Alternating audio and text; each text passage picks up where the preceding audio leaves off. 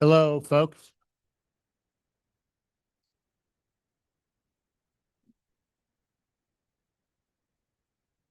Roll call, please. Councilmember Kemp. Here. Councilmember Renagi. Here. Councilmember Whalen. Here. Mayor Pro Tem Jones. Here. Mayor Orgill. Here. I'll ask Councilmember Kemp to lead us in the Pledge of Allegiance. Please rise for the pledge. I pledge allegiance To the flag of the United States of America and to the republic for which it stands, one nation, under God, indivisible, with liberty and justice for all.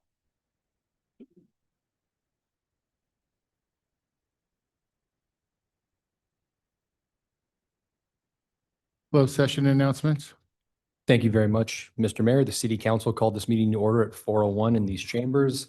There were 0 public comments on the closed session agenda. The City Council then recessed into closed session pursuant to the 2 items listed on the agenda, labor negotiations with the 2 listed bargaining units, and there was no reportable action taken.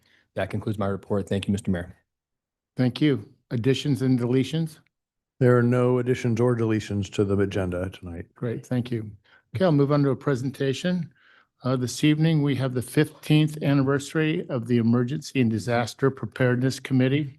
Tonight, we are proud to recognize the 15th anniversary of the Emergency and Disaster Preparedness Committee. Since its foundation in 2011, the EDPC has served as an important partner to the city by promoting emergency preparedness, community resilience, and public awareness.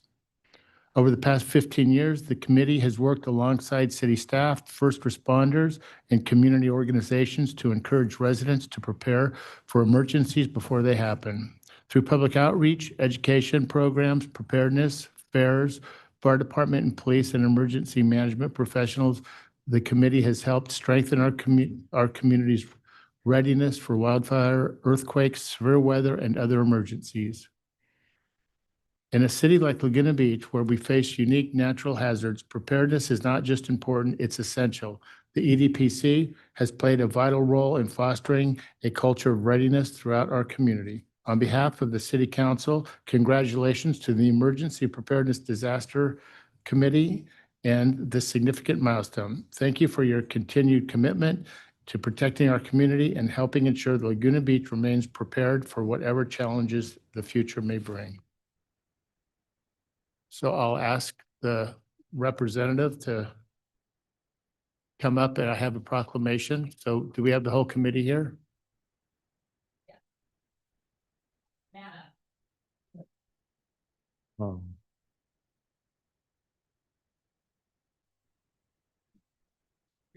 Yeah.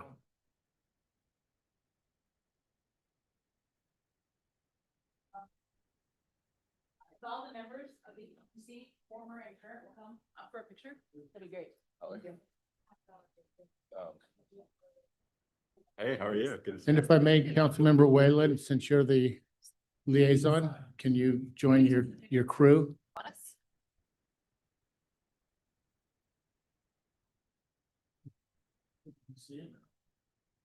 So we'll start with the presenting the proclamation. Who will accept? Oh, we got more. Oh, hey.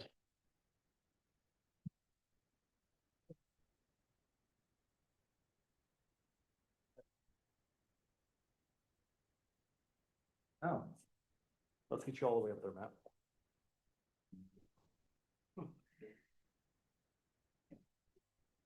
all about improvise.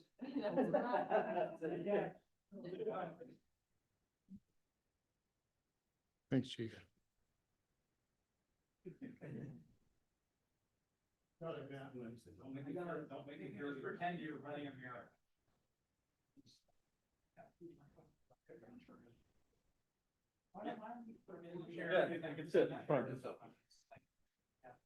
We're gonna have you sit down. You guys, right in the middle there. Great.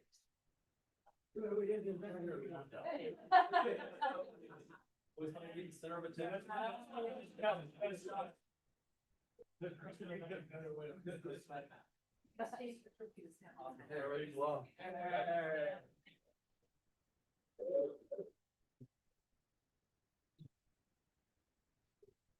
So before we take the photos. Who's the team leader? So here's your proclamation. We will go. Put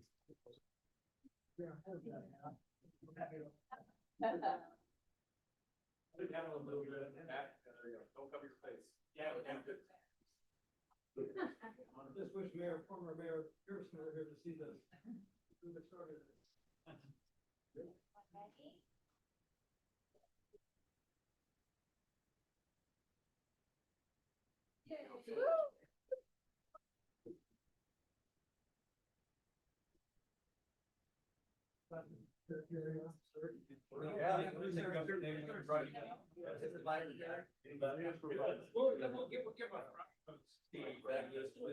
want to slide or you want to pick up? Thanks. That's my slide. I'm living on the face. This helps me here. Okay.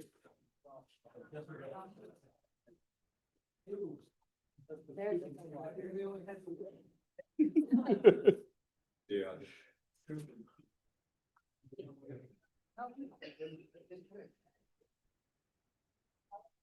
All right.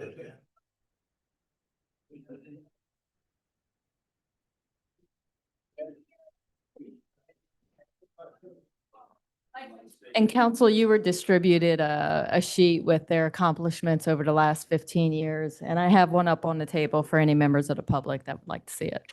Thank you. Next, we have a presentation from the Historical Society.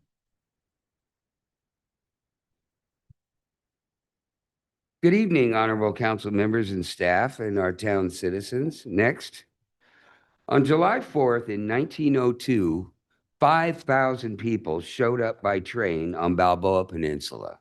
Sound familiar? And the place turned into a virtual circus. That fired a clear signal across the bow to our early settlers that Laguna was not going to become another Coney Island. No Ferris wheels on Main Beach was mandated. Next, our civic leaders coined the phrase Laguna, the beach that's different, as seen in this proclamation of creativity, our city's original seal, hearkening what we were going to be to all about what distinguishes us from other towns. To this day, we still surround ourselves with music, art, and drama. Next, who made it different? Who shaped the cultural texture of early Laguna? In addition to early business leaders and realtors, I think it was mostly the artists. They were busily painting canvases, touting our beautiful scenery. Next. This, in and of itself, started drawing a different type of tourist clientele who came and bought paintings from our 1918 gallery next to the old Laguna Beach Hotel. They took those paintings home across the Southland and across the nation, piquing the interest of their friends and neighbors, causing a mounting crescendo in our early tourism. Next.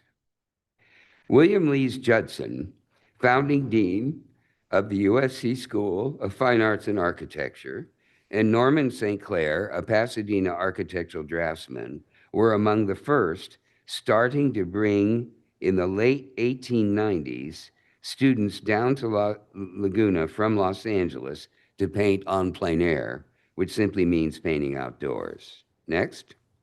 St. Clair went on to design this building, the City Hall, the fire station, the water district, other luminary buildings around town. Shortly thereafter, talented, established artists from across the nation and abroad dropped into town, many of whom never left. There's only time today to highlight two of them, Anna Hills and Joseph Kleitsch. Next.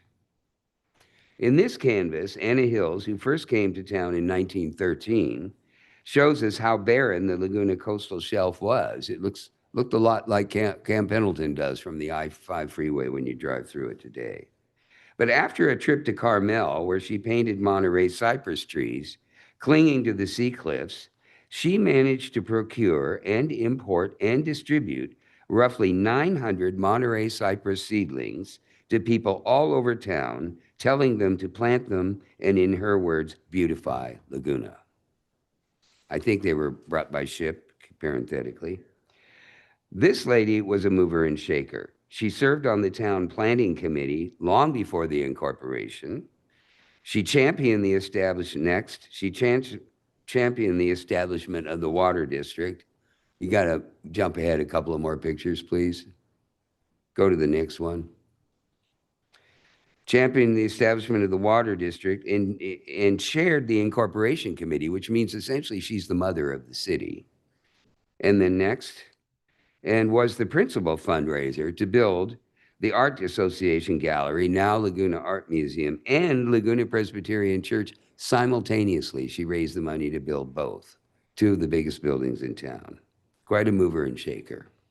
Next, the Artists Association and newly founded Laguna Beach Garden Club pretty much had a heavy hand in shaping the town's aesthetics.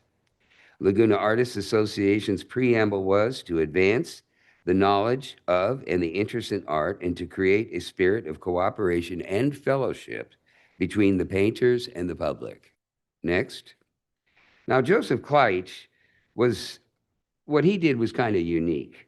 In contrast to most of our other highly regarded and revered artists, unlike them, Kleitsch generally turned his back to the ocean and painted the town. Next, quickly, because in 1920, when he got here, things were changing really fast, and he wanted to capture on canvas what was about to be demolished, such as the old Laguna Hotel. And then afterward, he painted what the new looked like. Next. He left us with the greatest legacy of paintings of early Laguna, as in this painting seen from today's location of our new promenade. Next. In short, what the artist really did in the long run was spawn landscaping and gardens to beautify the town, advance the knowledge of and interest in art, and create a spirit of cooperation and fellowship between the painters and the public. They built our art colony-based tourism with all the galleries, the Festival of Arts and Pageant of the Masters, the Laguna Art Museum, LCAD, La Papa, etc., leaving us with an awesome, self-perpetuating economic engine to this day, and above all, our town's international reputation as an art colony. Thank you. Thank you very much. It was great. Thank you so much. Okay, we'll move on to public comments for non-agenda items. Do we have any speakers this evening for non-agenda items? Did you want to start with the aquagram? We'll do that maybe at the end. Okay, all right. Yeah. Hello, Mr. Mayor, Council. I'm here from the Patriots Day Parade. My name is Ed Hankey. I'm the current president. I'm here to thank you guys so much for the $2,000 grant that we received. It will go great to our programs, the porta potties, everything that we have to do to make this parade work. We also want to thank you for supporting the parade for so long, and we really appreciate it. I just wanted to come and thank you, and I don't have my broom because it's all worn out now. Anyway, thanks again. Thanks, Ed. And thanks for working hard on putting that together. We appreciate your volunteerism. Next speaker. Hi, I'm Ricky Redmond. I'm the Director of Aging in Place Services just next door at the Susie Q. And I just wanted to share a little testimonial. As a quick background, as you probably know, Lifelong Laguna is our free membership program for residents 60 and older who want to be able to age in place. So we provide a lot of resources to make sure that they're able to stay at home through in-home consultations, resources, and of course our caring volunteers. The average age of our members now is at 82. And one of the most difficult and common conversations that I have with people is about driving. It's about people who are either recognizing that they maybe are considering it's not safe for them to be driving, maybe their doctor's telling them, maybe their children are. Regardless, it's a really tough conversation. Why is that, right? We all probably remember getting our licenses, and what did that mean? It meant freedom, right? It means autonomy. It means you can be spontaneous. You can go get a chocolate milkshake at 10 o'clock at night. And so those are the challenges that come up, right? As someone's aging, and if they're no longer able to drive, they lose that loss of spontaneity. They lose freedom. They lose control. They have to schedule things. So I had this really great conversation with one of our lifelong Laguna members. We talked about all of the resources that were available. So of course, we're lucky we have Sally's Fund, we have our volunteers who can provide transportation, and we have Laguna Local. So after about 6 months of conversations, I got a phone call from this woman and she said, I used Laguna Local for the first time. And this is what she said. The first time I got a ride, I was able to use the handicap lift. I went up like a queen. The driver was wonderful. The service is outstanding. I am not a prisoner, and I can still be spontaneous. It will allow me to age at home with grace.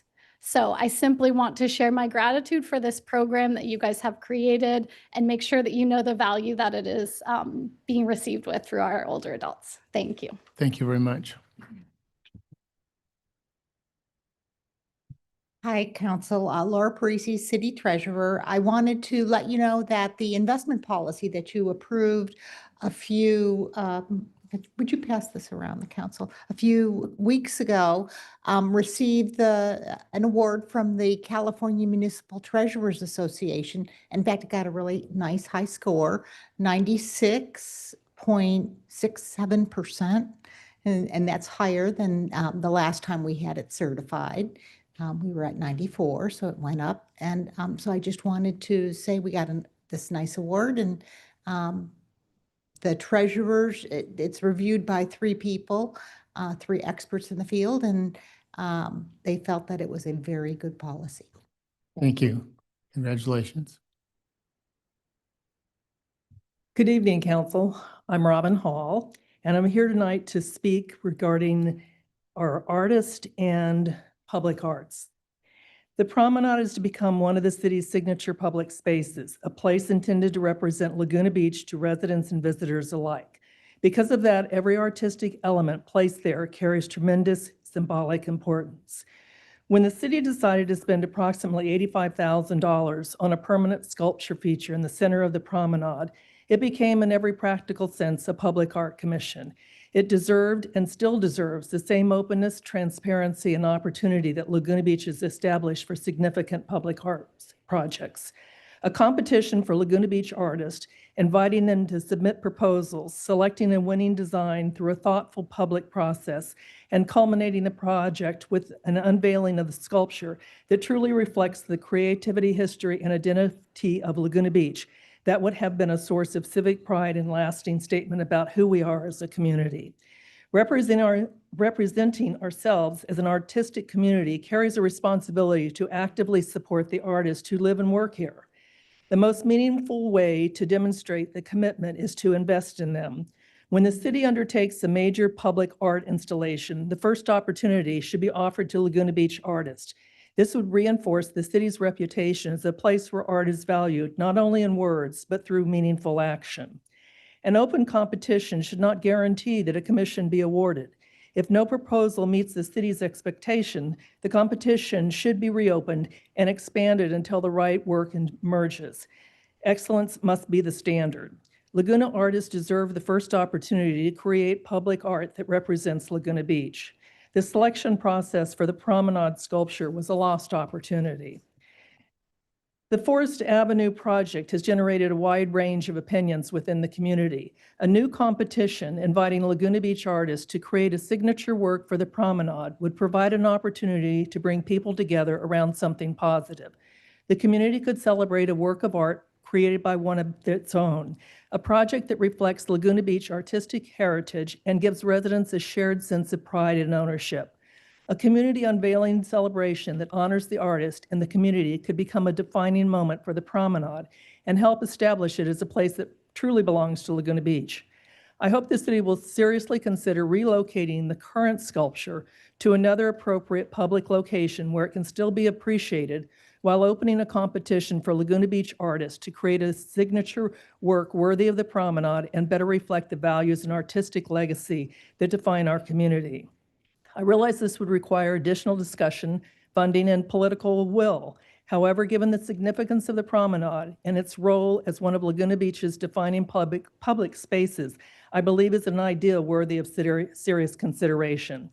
A signature work on the promenade created through a local competition would become far more than a sculpture. It would stand as a lasting symbol of the city's confidence in its own creative community and of the artistic heritage that's made Laguna Beach unique for generations. I believe this is a vision our entire community could enthusiastically support.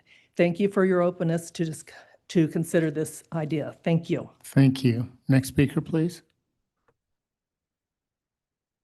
Very worthy comments from the person that preceded me. I just want to share something that's atypical of what I usually testify about. Our household received a letter that was not addressed to our name. It's to the kind residents at our address. And I thought, we talk so much about the tourist impacts. I thought I would share with you some impressions from a tourist who really appreciates us. She's talking to my husband. We met briefly last Saturday in front of your house when you came out to get your mail around lunchtime. I was in the white Tesla that was parked wrongfully in front of the fire hydrant by your house. Hopefully you remember me, and I apologize again for not paying attention to the fire hydrant. I thought white paint means okay to park. Now I know it's not, and I won't make that same mistake again. With this letter, I wanted to thank you for explaining to me why parking in that spot is a problem. Also, I sincerely appreciate your kindness for showing me another spot in the side street by your house. Not many people take time out of their lives to help others. So again, I truly appreciate your kindness. I'm an immigrant from the Middle East, specifically Iran. I immigrated here with my family many years ago by winning the lottery. As an immigrant, even though I went to high school here and I'm a citizen, I sometimes feel like an outsider. On that day, July 4th, those emotions were heightened, mainly because I saw a lot of families who seemed to live in the neighborhood and were taking short walks to the beach. Me being there in my car alone, struggling to park so I can go down to the beach, while those families are together connected to the neighborhood and some of their neighbors and easily making their way to the beach, made me feel invisible and alienated. But then I visited the beautiful Table Rock Beach and I had a great time. All this to say how much your welcoming, friendly, and kind demeanor meant to me that day. After my interaction with you, I felt so much more included in the community. Also, I loved hearing about your story of picking cotton in your hometown in Arizona. The memories, like you shared with me, are precious to me because our lives are so much more complicated now. I yearn for the simplicity of the good old days that people your age, like my grandparents, lived it. Your story transported me there, and I loved hearing about it, even though if it's not the same as actually being alive in those days. I think we don't understand sometimes the gifts we can give to our visitors and that they really do appreciate it. Thank you. Beautiful. Tell your husband thank you. Okay, here's Aquagrom. Hi everybody. I'm Aaliyah Mariner and I'm 14 years old. Next. The Aquagrom was an event where local kids that live in Laguna, also known as Groms, swim, climb, and walk from Crescent Bay to Victoria Beach. And the best part is that we raise money for ocean conservation. In the past 3 years that we've done this, we have raised over $40,000 for ocean conservation. This year, we are raising money for the Surfrider Foundation, and this year is bigger than ever. I've lived in Laguna my whole life, and I've grown up swimming and playing in our amazing oceans. The ocean has brought me so much joy and so many great experiences, so I feel the need to pay the ocean back. This is why I started the Aquagrom.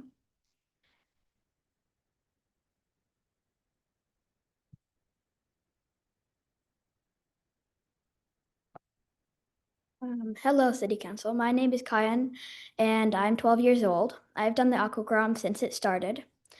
And today I want to talk about some of the oil drilling and gas drilling.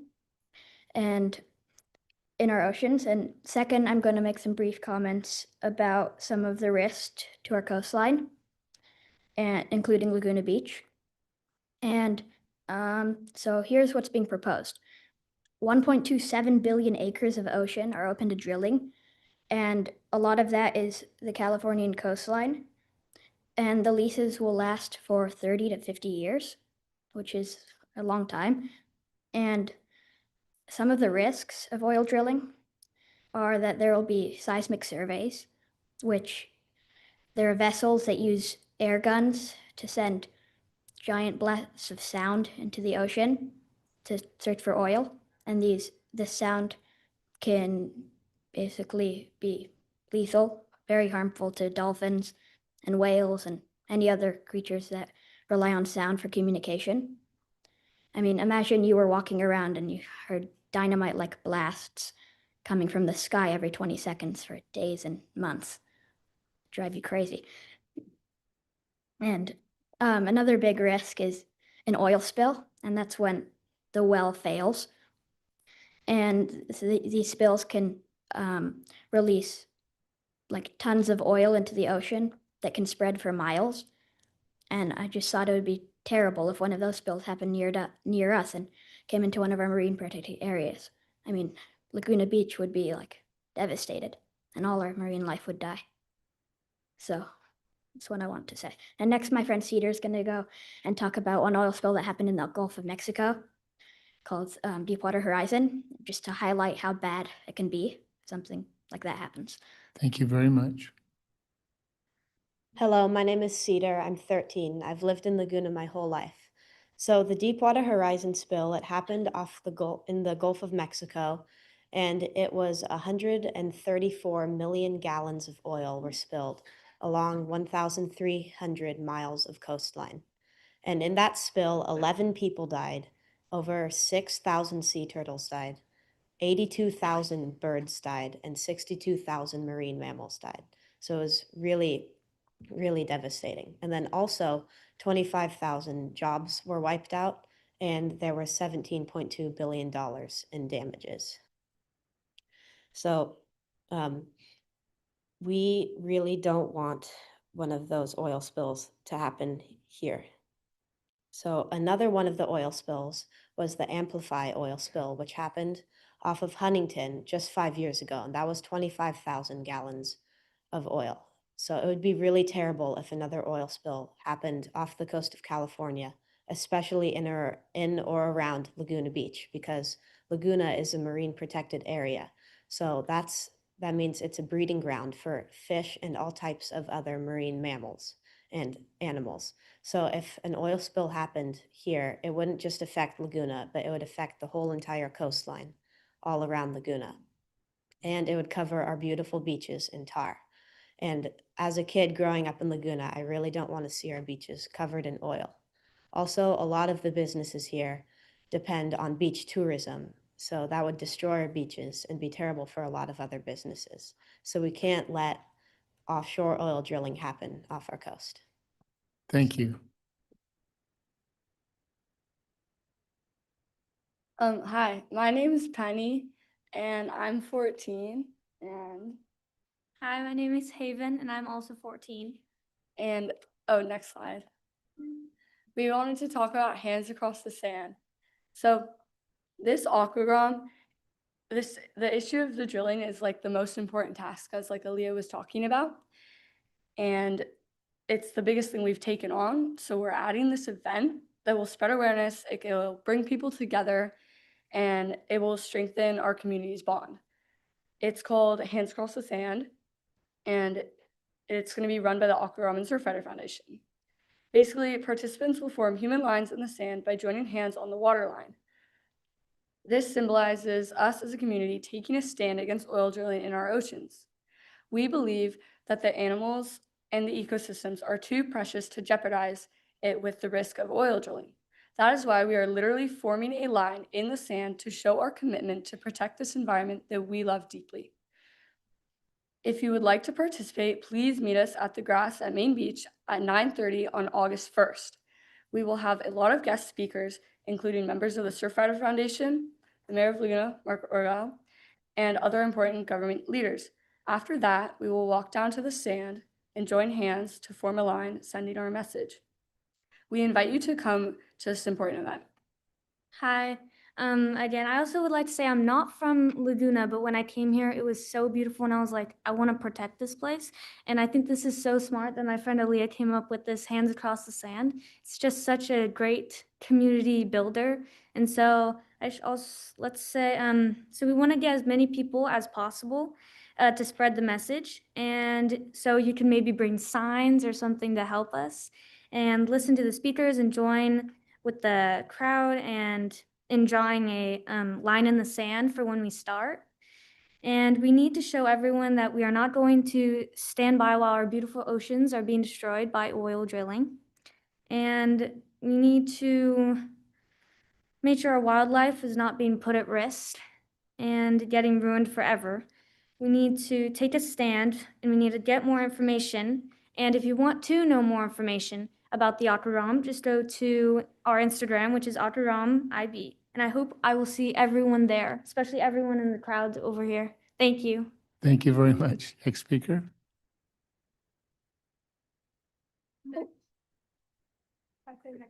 Oh, next slide. There are so many amazing things about Laguna Beach, including the great waves, the crystal clear water, and all of their marine life. And if more oil drilling is approved, that could all be gone. Help us stop oil drilling, and please scan the QR code to donate to the Aquagram. Every dollar counts. Please come to Main Beach on August 1st. Thank you.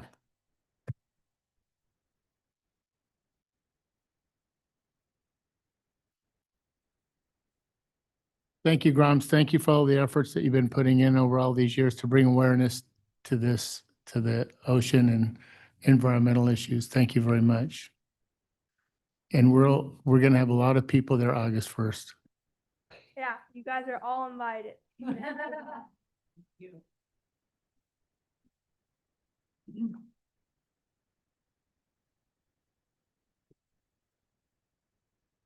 Good evening, Pat Minna. Gosh, where do I start? Fabulous presentation. They want to protect the ocean. They want to protect wildlife. It's really important to them. I would love to protect small town Laguna Beach. We are losing it. It is just insane. So a couple of things. I live down by Thousand Steps. Everyone has the opportunity to go to the beach. Hallelujah. The city needs to change the signage and post signage at Thousand Steps for parking, because I probably speak to 10 to 20 people per day when they're hovering the neighborhood looking for parking, and they're clueless that there is parking available at the hospital. So the flashing light that's down by 3 Arch needs to say, beach parking available. 7th and PCH. How long do we need to go? So that's important. Number 2, I had the opportunity today, outside of my schedule, I attended the appeal hearing in Santa Ana this morning. And I'll be clear, I'm not a member of any organization, not even South Laguna Civic, not Village Laguna. I want my independent voice. I don't want to go with the voice of the group. But what is so sad is that we're still playing, I consider we're still playing shenanigans with people's lives and putting them through the ringer. Now, I know just a little bit about this appeals situation, but 10 years ago on 10th Avenue, the city aggressively undertook, I'm going to use the word wrongful prosecution, over a hedge height claim. The 2 gentlemen now live East Coast. There was over $1 million spent to prosecute that. Egregious stuff. This is still going on. The meeting was postponed and scheduled. The energy that we all took to get there, the cost of gasoline, the parking, just everything, it's just not right. And if we need to have a clearer code on what the hillside development it is, fine, but we've got to fight hard to maintain small town Laguna Beach. Stop monetizing it. Thank you. Next speaker. Good afternoon, mayors, city council, city staff, city manager, fellow citizens, and aquagrams. That was awesome, guys. You know, I wasn't sure I wanted to even follow after that, but we're kind of on the same track.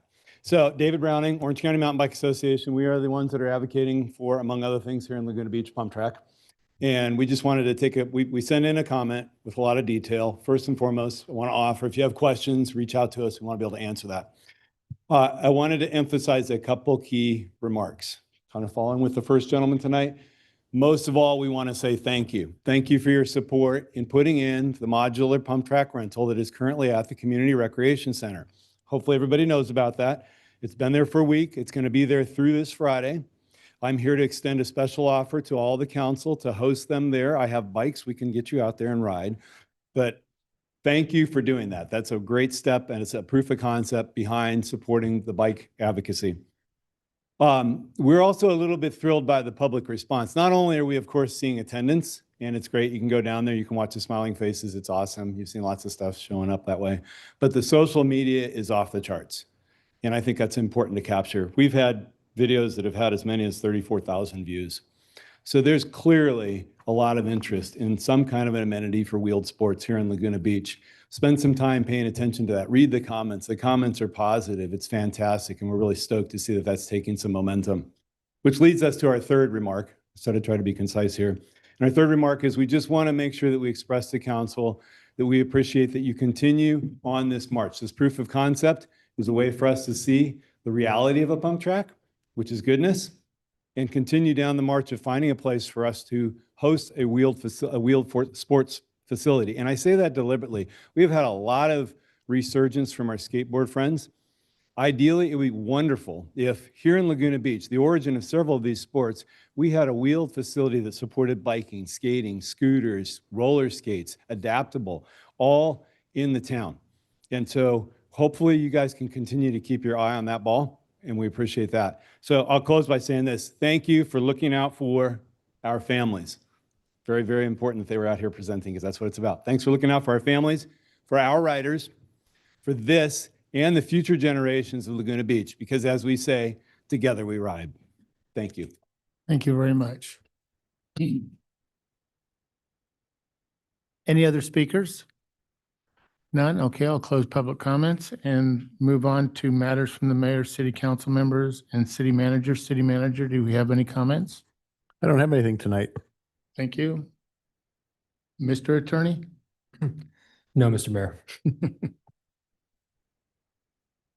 Council member? No report from me tonight. Yeah, just a few items. First, I want to thank the Aquagrams for speaking. I think that in Laguna Beach, we have a long history of opposing offshore drilling, including a resolution that the council adopted, and I think the mayor sent a letter at the beginning of this year. So I just thought that was great, and I look forward. I have that on my calendar to attend that. I did a ride along with the fire department this weekend on Saturday, and I just want to commend the professionalism, the dedication, and just the talent that we have in our fire department. I really got to see the impact of some of the initiatives that we've worked on at the council, including the value of having forward-to-an engine at Station 1. Because I was there, they didn't have forward-to-an engine that during that shift. But you really see how by having forward-to-an engine, you don't have to take the long drive to Big Mission when you drop cases off, and it takes an hour and 40 minutes when we have to go to Big Mission. As part of that, I think it also really reaffirmed the need to the importance of having a local hospital in town. And Councilmember Whalen and I have been working very hard with our city manager on that initiative, and we had a really good our first hospital task force meeting last week, and I think Bob and I might have 3 or 4 meetings this week on the hospital. So it's really, it's such a big priority and so important for the city that we really understand the implications of what this proposed decision is and use that and have a clear understanding of the data and then figure out how we can come up with a strategy that really puts the interests of our community first and the health and safety of not only our residents, but I think the broader South Orange County region. And then finally, I'm going to be bringing in an agenda item at the end of the meeting that will be asking, having the city ask the County Board of Supervisors to include Aliso Creek in the pilot program that they recently approved that prohibits, where it's a 1-year pilot for San Juan Creek and one other creek in South Orange County for not using glyphosate for a year. Aliso Creek's not part of it. I spoke with Supervisor Foley and she's supportive of this request. And so the goal would be to if there's council support at the end of the meeting, to bring that back at our August 4th meeting so that we can have a resolution from the council asking for Aliso Creek's inclusion in that pilot program. And then that would go to the Board of Supervisors at their August 11th meeting, which is the next time that they meet. So I appreciate members of the public who brought up this idea to me, and appreciate Supervisor Foley for her willingness to support our request. And those are my comments. Thank you. Councilmember Whalen? Yeah, a couple items. To follow up on the hospital task force, we did have a good first meeting. We've got a very talented group of people. The next meeting is August 20th at 4:30, again at the Susie Q, Dave. Yeah. And can you remind where people can find, we're posting materials on our website, right? We're going to pull together a website for that. Yeah, there'll be a special page on it. I haven't pulled it together yet. Okay, so keep your eye out for that. We've gathered a lot of materials, and that'll be a good hosting place. The other thing that I wanted to mention was, this past week, I think there was some news coverage of it, but the artist studios further out in the canyon were successfully acquired by the Community Land Trust that we all worked to form a year ago. And there, in particular, I think we ought to recognize some people here. The owner, a woman named Ricky Horvath, who for years kept that affordable to artists and was amenable to sort of working through this process of purchase. And then a guy who rarely stands up to take credit for anything, Mark Christie, was the one who really secured the property and kept it kind of off the market while the land trust could gather do its analysis and due diligence on the property. And then, of course, the community saviors for the last year plus now, the Quilters, came in with both a gift and a below market rate loan to make it happen. So I kind of come back to Mark Orgill and Alex, who really have been pushing, the Community Land Trust a couple of years ago, almost now. And in the first year that's been in existence, it's now preserved 75 artist studio places, which, would be gone forever. I mean, the buildings would be gone. They'd be repurposed to something much more lucrative. And that's pretty significant. So, thank you guys for kind of spearheading that a couple of years ago. It's really beginning to pay dividends in a big way. And thank you to Ms. Horvath, Mark Christie, and the Quilters for making it happen. And I just want to say that, the Community Land Trust members, we kind of worked to put the board together before. It's now completely independent of the city, but super talented board of directors that spends a lot of time, volunteer hours, making this stuff happen. I mean, you don't do real estate acquisitions like this on the fly. You got to put a lot of time and effort into it, and that board has just done an outstanding job. So anyway, I think I just wanted to take a minute to recognize some good news and some really significant steps for our local artists. Thank you, Councilmember Whalen. Shining a light on that. Councilmember Pro Tem Jones. Just a few updates. We had a meeting of the Environmental Sustainability Committee last night. I think there's going to be some items coming before council from that meeting. We had a Laguna Canyon Foundation board meeting, which is always fun for me. A Trails Subcommittee meeting for Orange County Parks, and I met with LCAT about their Innovation Center. Thank you very much. I'll just go over my list of meetings. I had a FOA board meeting, economic development, coastal stewardship meeting, a meeting regarding the restaurants on the promenade, just some coordination efforts on that. There's more to come. It'll be some fine tuning as we move forward. A Voice of Laguna podcast, met with Bob Whalen regarding some zoning issues, met with Mayor Pro Tem Jones, Maya from NCC, Keith from the Water District. I attended Ken Frank's memorial, a great turnout on that. Met with Joe Hanauer, Mike Mariner Jr., John Zigwitz, Ed Almanza. I met with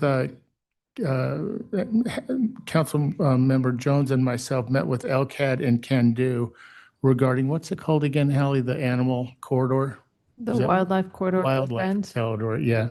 And it was a great meeting, and we started this I think a couple of years ago now, and actually the LCAD agreed to participate with Laguna Canyon Foundation in gathering this information having to do with the wildlife and their interactions through that area around the Big Bend campus. And that it looks like that relationship is now going to continue and move, I hope, past just the development of the student center out there. We also had a meeting with planning staff and city manager, and we went to some of the neighborhoods up in the canyon, Castle Rock, Thurston Mobile Home, Canyon Acres, and I'm missing some, Sun Valley, yeah, and the little area around Perrywood Lane. And anyway, the reason for that is to really help us all really understand the uniqueness of all of those neighborhoods. So when we are refining our zoning and planning documents, we're really taking into consideration all of the special circumstances that are involved with those neighborhoods. It was a very educational. I've been up there several times, but it was good to re-see it, and I think it was good for staff to take a look at it as well. And I thank Penny Milne for putting that together. We also had a centennial meeting, and I did have a meeting with Tom Gibbs, and we had a great conversation regarding the design review and some issues around some of their how we're dealing with variances right now, and there's more of that to come. And then lastly, I did attend the Dalai Lama's 91st birthday. They had this celebration at the NCC, and it was the Southern California Association of Tibetan Community. And I'll tell you, that was really something. I thought I was going to be there for 45 minutes. I went there to just ask if I would speak, and I went there to speak. And everybody was so kind and gracious. I just kind of sat there and relaxed. I ended up being there for several hours. But anyway, it was a really good event, and I really appreciate getting to know those folks. And it was educational, and there was great entertainment there. And it was just a really nice afternoon. I really appreciate it. Okay, well, that concludes my update, and now we can move on to the consent calendar. Do we have any items anybody would like to pull off consent? Yeah, I think I see Wendy Dvorak back there, and she wants to talk about number 10, so I'll pull that. Others? 7. Any others? None? Anybody in the audience? None? Okay, then do I have a motion to? Before you move that, Mr. Mayor, I wanted to thank Sergeant Spratt, who's here in the back, for item number 12 and the hard work that went on with that grant. That's a cannabis grant of $475,000 for the police department for DUI enforcement training and education. And that was a great work by the police department to get that secured. Very competitive. Thank you very much. I'll move the balance of the consent calendar. I'll second. All in favor? Aye. Aye. Passes unanimously. Okay, we'll move on to, let's go to 7 first.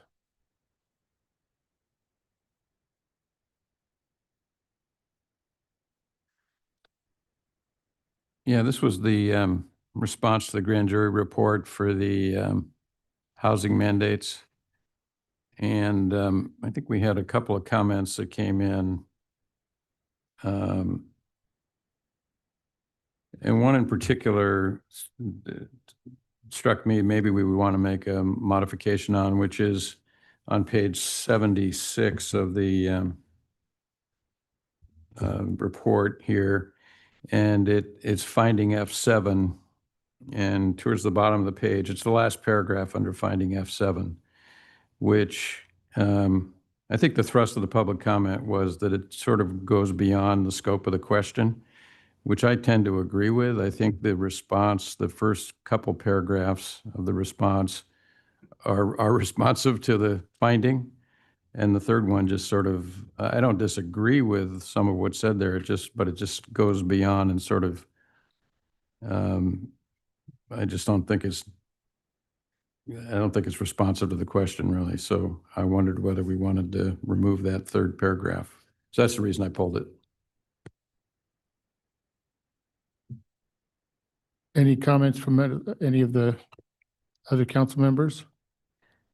I guess, Looking at my notes right now on it, I've made some notes. Go ahead, Hallie. I guess this would be a question for city staff. Do you have a reasoning or a rationale as to why this section was included? So thank you for that question, Mayor Pro Tem. The reason that last third paragraph was included was to address the other community priorities beyond neighborhood character, safety considerations, and environment and open space preservation as community priorities that are focused upon by Laguna Beach residents. And so I think it would be equally appropriate to strike out that third paragraph and then perhaps modify the second paragraph after it says the city's unique community identity to add comma and other community priorities. And I think that would holistically address the response to that finding number 7. Thank you. Yeah. Did you have any other questions okay, I'll open up public comment on this.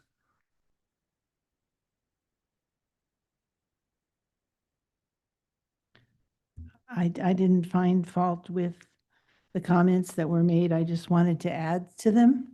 And I was hoping that Bob was going to say, yes, I read Ann Christoph's memo and I agree actually with did. everything. I agree with a lot of it. Yeah, I read So, it. I kind of agree with it too. I mean, I think this is an opportunity for us to tell somebody that this is affecting us. You know, we can't sue, we have to conform. We're afraid of being fined or having builder's remedy. But this is a chance to say something that, look, this is not good for us in many ways. And we're providing something to everybody of every income. 6 million visitors every year can come here and enjoy our town. And that's providing so much benefit to all ranges of income levels. And if our deterioration of our environment, the parking situation being worse because parking regulations are being forfeited by the state, all these things are making it less attractive and less good for the biggest benefit that we provide to society, which is our visitors. And so I'm hoping that you will decide to put that paragraph in. Why not? We need to speak out and say, we are doing good for the world. And our city is not the place where we are supposed to be expected to house the world. You know, if we're going to provide a village atmosphere with historical character, with artistic inspiration, we can't necessarily destroy quarter of it so that we can conform to these state regulations, because that will impair the biggest function that we have and our biggest contribution. And the other request involves the ADUs and the fact the state hasn't required ADUs to be rented or required them to be for low and moderate income. And it makes clear that we would be able to count a lot more housing units if the state would help us by making those requirements of ADUs. We'd be able to count them and we'd be able to say, yes, we've provided 200 ADUs where people can rent, and we need to say that too. So I think I request that you put those 2 paragraphs in that I suggested. Thank you. And by any chance, did you happen to bring handouts of that? Your No, comment? I just, Okay, sorry, I have I'll it on my phone. I'll find it in my. You want me to read it? No, I have it in my email. I just searching for it. So much email. Ordinarily, I would hand it out, but Yeah. you know what's happening in my life tomorrow, so Okay. I'm just barely here. Okay. All right. Thank Thanks, Ann. Good evening, Council. My name is Kathy Yerka. I just wanted to speak in support of what Ann was saying. I didn't have a chance to read the grand jury report thoroughly. I was kind of astonished that this had happened. I didn't really know about it. I think a lot of the language of it is kind of flat and in some ways generic. And I think that Ann's suggestions for sort of making the unique concerns of Laguna Beach pop a little more, I think are very reasonable. And I wanted to underscore the point about the fact that have been nationally recognized as federally recognized as a historic American landscape. There is no city in Orange County or indeed in the state of California that can make that same claim to have their entire city plus Greenbelt recognized in that fashion. So I think we just have a powerful story to tell. And I think just adding just a little strategic addition would help make that clear. Thank you. I think Pat's going to try to put her comments up on the screen so we can see them.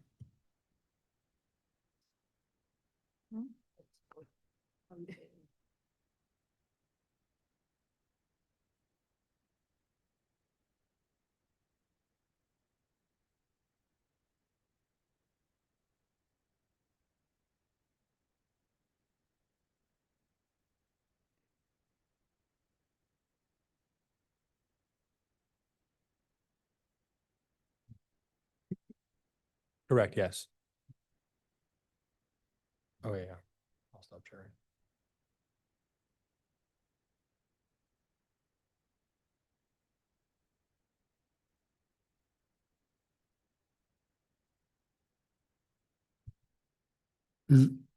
Did you have something to add?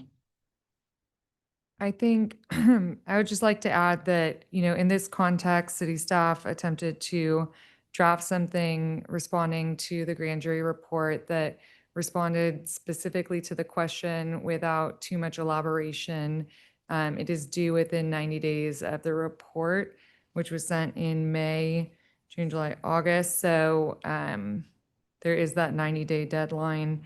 I do think that the comments from members of the public were beneficial and helpful and accurate in terms of the challenges that Laguna Beach faces. But I am not prepared to draft them into the document this evening for purposes of responding to the grand jury report.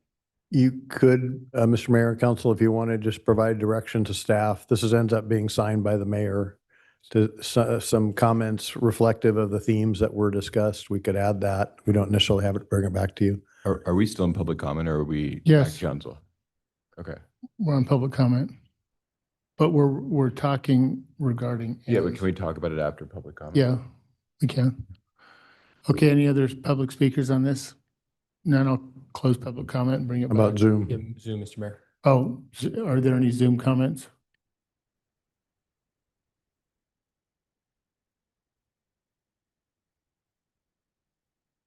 Okay, no comments, so we'll bring it back to council. Did you have a comment, Alex? So I mean, I think I agree with a lot of the comments. I do think this is going to the grant, is this going to the state legislature or is this going to the grand jury? Just the grand jury. Later in the meeting, we're talking about our legislative priorities, and one of the things that I think makes a lot of sense with all of this is that a city that's meeting its fair share of housing for different income groups, I think, should be exempt from some of these laws. For example, if we were able to extend Vista Aliso, the affordability there, and get RENA credit for that, which is a huge priority, that expires in 2041, but if we could extend it now, my understanding is we could get RENA and we could potentially add more units to that site. That would really cover a lot of our affordable requirements. And so I think what we should really be pushing for is a balanced approach where if you're making good progress like that, you should not have to have a lot of the draconian laws that we've seen in terms of, blocking views and concepts like that. I know Mark and I worked on legislation with Senator Min 2 years ago on the ADU, on the second story ADUs, which was a similar concept. And then we were set to go to a committee hearing, but then it got pulled from the committee because it just didn't really align, I guess, with where the state's going. But I do hear a lot of the comments, and I also recognize that the context of what this report is responding to the grand jury who's not making these policies in Sacramento. So I think we should continue efforts to deal with the state. But and if there's some comments that we can incorporate now, or if it makes sense to have, to have further refinements get authorized, that as the city manager was indicating, I'd support that. But I also just think it's from a practicality standpoint, I don't know that this is going to be the venue where we can, solve all these problems. I agree. I don't think it's going to be the place to solve all the problems. I guess it's just about making the statement. I spent a lot of time on this, and I did email Matt some comments, and I just wasn't sure if you start to break it down, part of Ann's comments regarding the ADUs, is it a legislative conversation or does it belong in this document? And I was also thinking about different ways to address it without coming across as though we're trying to avoid what it is that Sacramento ultimately wants. I did share some information with you, Jane. I don't know if you have it in front of you. I emailed it to you.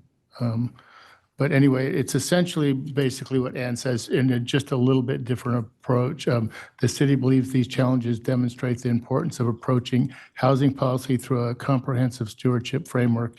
In Laguna Beach, housing affordability and housing supply must be considered together with wildfire resilience, evacuation capacity, infrastructure, environmental and coastal resource protection, historic preservation, public coastal access, neighborhood compatibility, and fiscal sustainability. These are not competing objectives, but interconnected public responsibilities. State housing policy will be most effective when it provides sufficient flexibility for coastal communities to advance housing opportunities while responsibly protecting the natural, cultural, and community resources entrusted to them for the benefit of current and future generations. So I don't know. How do you? So could we just authorize you to work with staff and have you finalize the report and incorporate some of these themes and everything? Because I think we're all on the same page. It's just a matter of from a practicality standpoint of complying with the requirements and, does that sound good? Yeah, it does. Okay. I'm particularly interested in creating language that reinforces our commitment to coastal stewardship and the impacts to our coastal resources from visitorship and affordable housing. So I think it's important that we have consistent messaging in everything that we're working on right now. So I would support that idea. Thank you. Okay.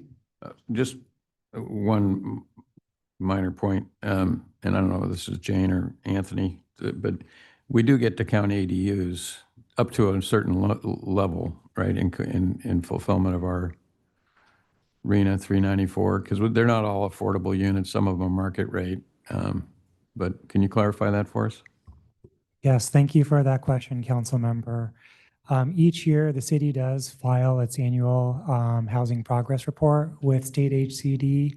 This last year, we did have a discussion with HCD staff as to how the state will view non-deed restricted accessory dwelling units. In prior years, there have been times where we have been able to take credit for them as new moderate income units. That practice was unavailable to the city for a few years more recently, but this last year with the 2025 APR, we were once again able to count the city's ADUs that were established or permitted within this last year as moderate income units, despite the lack of a deed restriction that limits the affordability. Thank you. I mean, I do agree with Ann's main point on the ADUs, which is it misses the point when they're not purposed for rental or restricted, right, for affordable, because it just, I think she said it perfectly, it just is an excuse to make the house bigger. It's a way to make the house bigger without creating any new housing opportunity. So maybe you can work that in. My only last comment here would be, I would like to ask on recommendation 8 response. You talk about, this is the one on infrastructure capacity, and it talks about, in the response towards the bottom, it talks about Laguna Beach infrastructure, public safety, transportation. Could we add in there, after public safety or somewhere in that list, wildfire risk?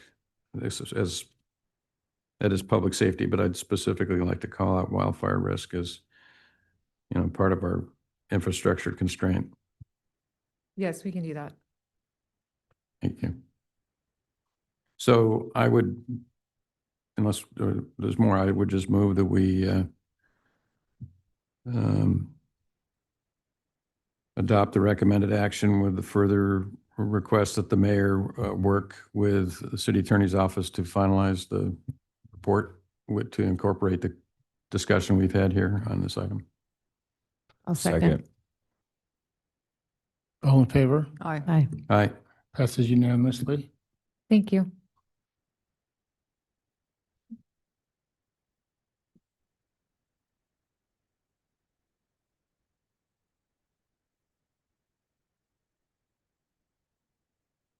Number 10. Yep, I'm just pulling it up. Okay, we'll move on to 10. Do we have a staff report?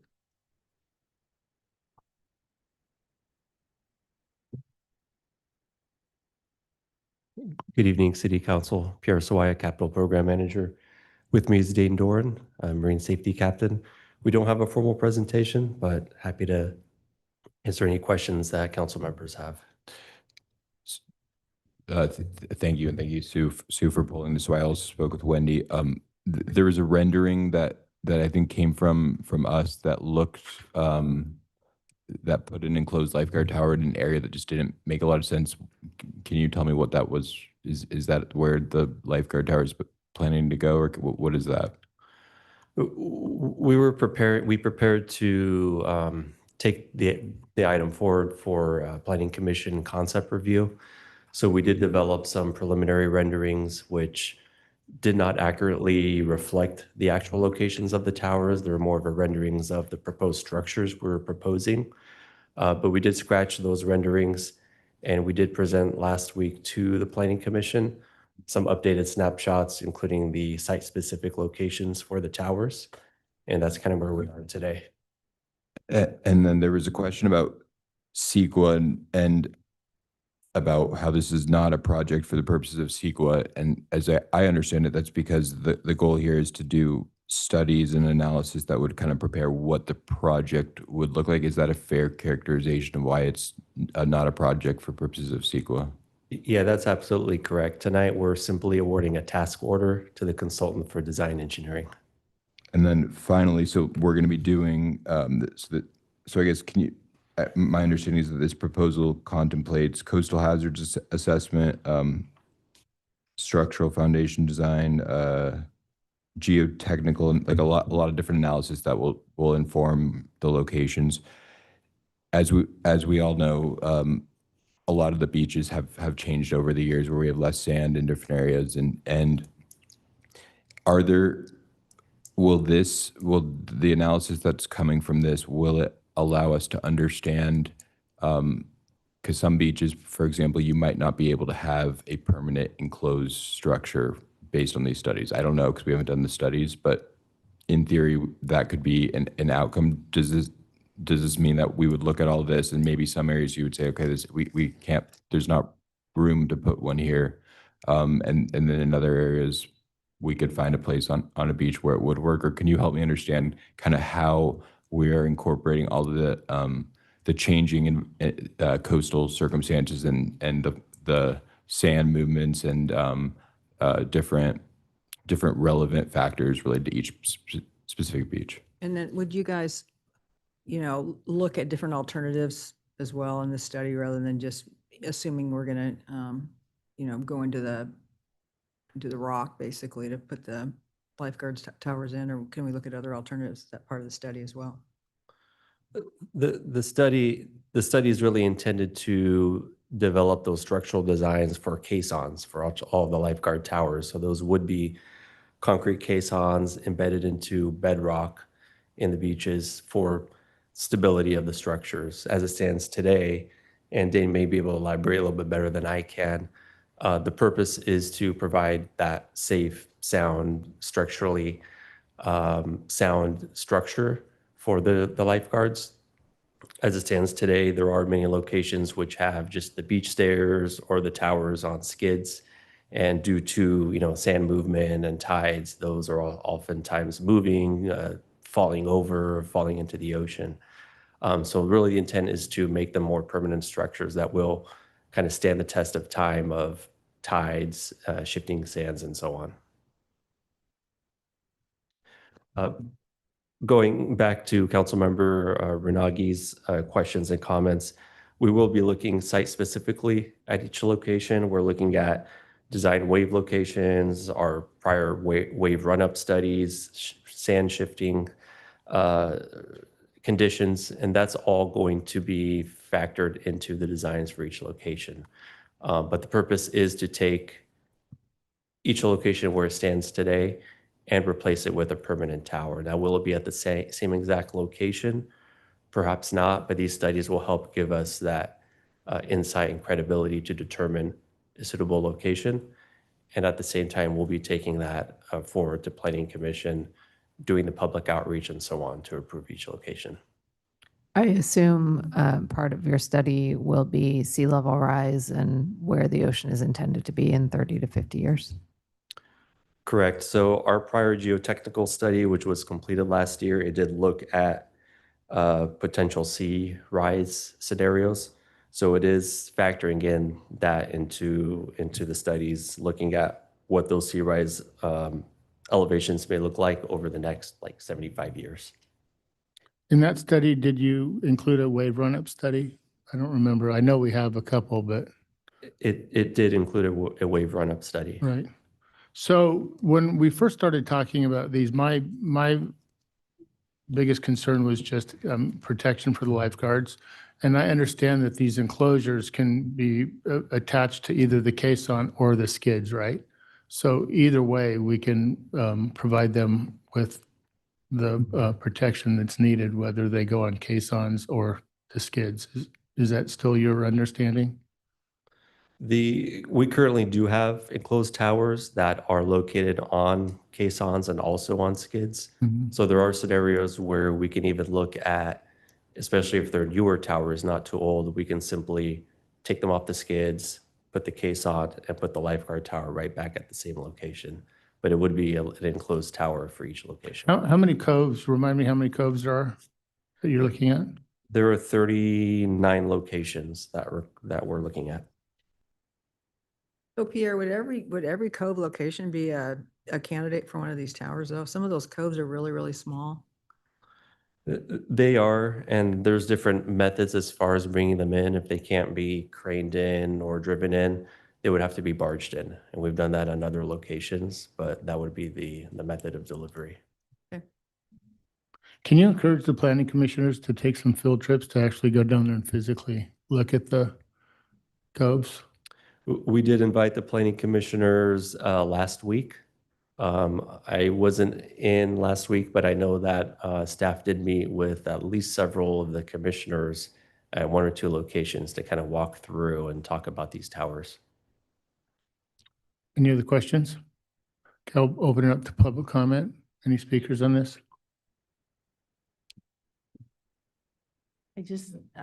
Ann Christoph, I just had a question about the towers themselves. Are they made out of plastic? Are all the towers going to be the same? It seems like having 39 plastic lifeguard towers is not really in character with our city. Can we have some creative designs from our local architects? Maybe they're not all going to be the same, still achieve the protections that the lifeguards need. I think this is an opportunity to spread creativity and not plastic waste. Thank you. Thank you. Next speaker. Good evening, Nick Aronoff. First, I want to say thank you for responding even on the weekend to some of the residents that were reaching out through email. So thank you for engaging with them and talking with them. I'd spoken with Kai Bond in person and over the phone, and was at the Planning Commission meeting last week as well. And I 100% support protecting our lifeguards and getting them out of the sun, as a lot of them are there all day, and protecting them from the elements. But I'm really concerned after seeing the report. The geotechnical report said that all our coastline is completely different, like you guys were saying. We have changing tides, sand moves. We have a lot of sand in some areas that we normally don't have a lot of sand, and a lot of sand's gone. And so from that report, what's really concerning is it's this like broad brush of 39 towers that are, some of them are seasonal. They're not even staffed year round. And we have these small coves, like even it's technically called Mermaid Cove in the report. And colloquially, we know it locals as like Old Ladies, and where the Pirate Tower is. Putting an enclosed, cement caisson tower on a seasonal, kind of touristy photo op spot is just kind of, it's kind of insane. And so, there's a lot of our larger beaches that this makes sense, like at Aliso, at Main Beach, even at Picnic Beach, where there is that space. And, it was mentioned by Chief Bond that the manufacturer of these towers is a local Laguna resident, which is awesome. And they apparently made this color of the fiberglass that I believe it is called Laguna Sand. And so if this company is willing to make a custom color, maybe they can make a custom cover for some of our current towers that can be more nimble on some of those smaller coves without having to put that permanent caisson, drilling into our coastline. We have this unique coastline, and we have some beaches that are staffed year round and some that are seasonal. And it would be a real shame to have some of these intimate coves kind of destroyed by having a year-round tower just sitting there. So I understand this is a design and engineering thing, and that's probably going to get passed, but I would hope that we could, engage the manufacturer with a more custom covering on like the current tower, or maybe creating a whole custom one for Laguna, and that can be, used worldwide. Because if you go worldwide to a lot of these other places around the world, like, the Algarve coast in Portugal, like they have the same stance that we have. They're not putting these permanent towers for seasonal staffing. So thank you for, probing them with questions and answering to the residents. I appreciate it. Thank you. Thank you. Next speaker, please. Hello, my name is Wendy Dvorak, and I think a few of you have received emails and communications. Number one, this has all happened really fast. And so my husband and I came back from a walk. The notice was posted showing a lifeguard tower where the volleyball court is, where there is no sand in the wintertime. And I have a picture I was able to send to a few of you, but I'm going to come just walk by and show you the level of sand displacement that happens at our beaches. And the current report where $200,000 was already spent, does not address this, even though it was supposedly a geotechnical report. So I am asking tonight for you all to continue the spending of this next $300,000 towards another report, when you can look at residents' pictures and see what happens to our beaches. I hope you all go to our beaches and see what happens. But fundamentally, every beach in California is losing sand. You know what's happened at Capo Beach. Their basketball courts, their restrooms, there used to be 15 volleyball courts. They are all gone. My husband grew up on Crescent Bay. They had a volleyball court. They haven't had one for 35 years. Woods Cove used to have a volleyball court, no sand in the last 35 years. Blue Lagoon now does not have sand to put up a volleyball court this year. We only have one at Victoria Beach. And so the level of sand movement that was addressed in the first report is absolutely inaccurate. And where they are placing the towers, and I don't know if you know what happened today. I don't even know if Dane knows. A piece of rock fell off the Pirate Tower bluff onto a visitor. The lifeguards had to go running over there. And so a piece of bluff fell off there. And if you read the 145-page report, and again, this has all happened so fast, and none of us have had time to digest this.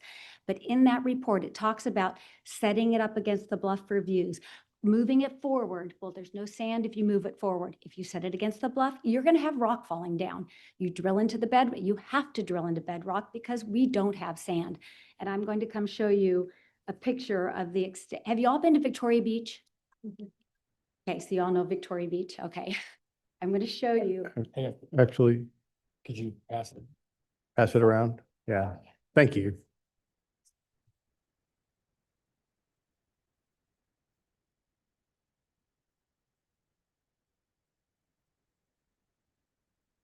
Wendy, you can keep talking while we're looking. Oh, okay. If you want. scroll to the next picture, you will see that angle is where the tower was proposed to be. And you'll see it's almost a 10-foot drop from the lifeguard access ramp. Exactly. That was 2024. This happens every year. And again, it wasn't addressed in the first report. And so to spend another $300,000 when we can tell you what happens, residents, I think you need to continue tonight's report and let there be some dialogue. There are alternatives to protecting lifeguards on the stands. And again, a good lifeguard is a lifeguard who's out of his stand and down by the water's edge. When the family is standing there bracing their little kid thinking this is fun to tempt fate, the guards need to be down there telling them this isn't safe, you're in a riptide. So they need to be issued hats, sunglasses, rash guards, and when they are sitting in a tower, umbrellas, a sarong to drape over their legs, and sunscreen. This is how I go to the beach every day. I've had a pterygium removed off my eye from sun exposure. I do not like the sun. I stay completely covered up, and lifeguards can do that and be active. Thank you. Thank you. Next speaker. Hi, Deborah Lawton, Laguna Beach resident. I live kind of in the Woods Cove area. And so what I'm asking is kind of a technical question, which I really appreciate Alex and Hallie kind of raising it. Are these things waterproof? Because between Woods Cove and what's the hotel just north of Surf and Sun? Is that the Riviera? The water is now up to the driveway or to the steps. And I don't know where you're going to put the tower. I mean, they had it up the driveway on Bluebird yesterday. They'd moved it way up. So if it's waterproof and you do the case, I mean, can they take water coming in? That was my technical question. Thank you. Thank you. Next speaker. Good evening. I'm Dusty Dvorak. Mayor and council members, I respectfully ask you to reconsider the proposal and funding of the study to install the 39 permanent enclosed lifeguard towers along the coast of Laguna Beach. Let me begin by saying this is not about opposing our lifeguards. They perform an outstanding public safety service and deserve safe working conditions and the equipment they need to do their job effectively. My concern is whether permanent enclosed towers are right for Laguna's changing beaches. As my wife said, our shoreline shifts constantly, sand movement, tides, and erosions. The picture I believe you saw during the winter, and I hope the planning commissioners understand that the beaches change in Laguna. And that picture she showed where the lifeguard is, that's under 10 feet of water during a winter swell. And that's common in Laguna. If you walk between, say, South Main Beach and Brook Street, there's basically no sand left down there. And Wendy had mentioned a couple of the beaches that 30, 40 years ago had quite a bit of sand that have no sand anymore. And so you're essentially, by lacking sand, it's less area for people to sit. You have less people in the water because there's just not room on the beach. Some of the beaches in Laguna, like Main Beach, Aliso's even had problems just with that last swell a month ago, I believe they had to shut down the parking lot for a couple days because of those swells. But fixed structures cannot adapt, while portable structures or permanent towers are needed to better protect lifeguards from sun and weather. Protecting lifeguards is important, but today's portable towers already provide shade with umbrellas. Lifeguards have rash guards, hats, sunglasses, and sunscreen to reduce sun exposure. So the question isn't whether they deserve protection. They absolutely do. It's whether dozens of permanent enclosed structures are the only reasonable way to achieve that goal. I also worry about how these structures could affect lifeguarding itself. Wendy had mentioned about how the beaches are dynamic.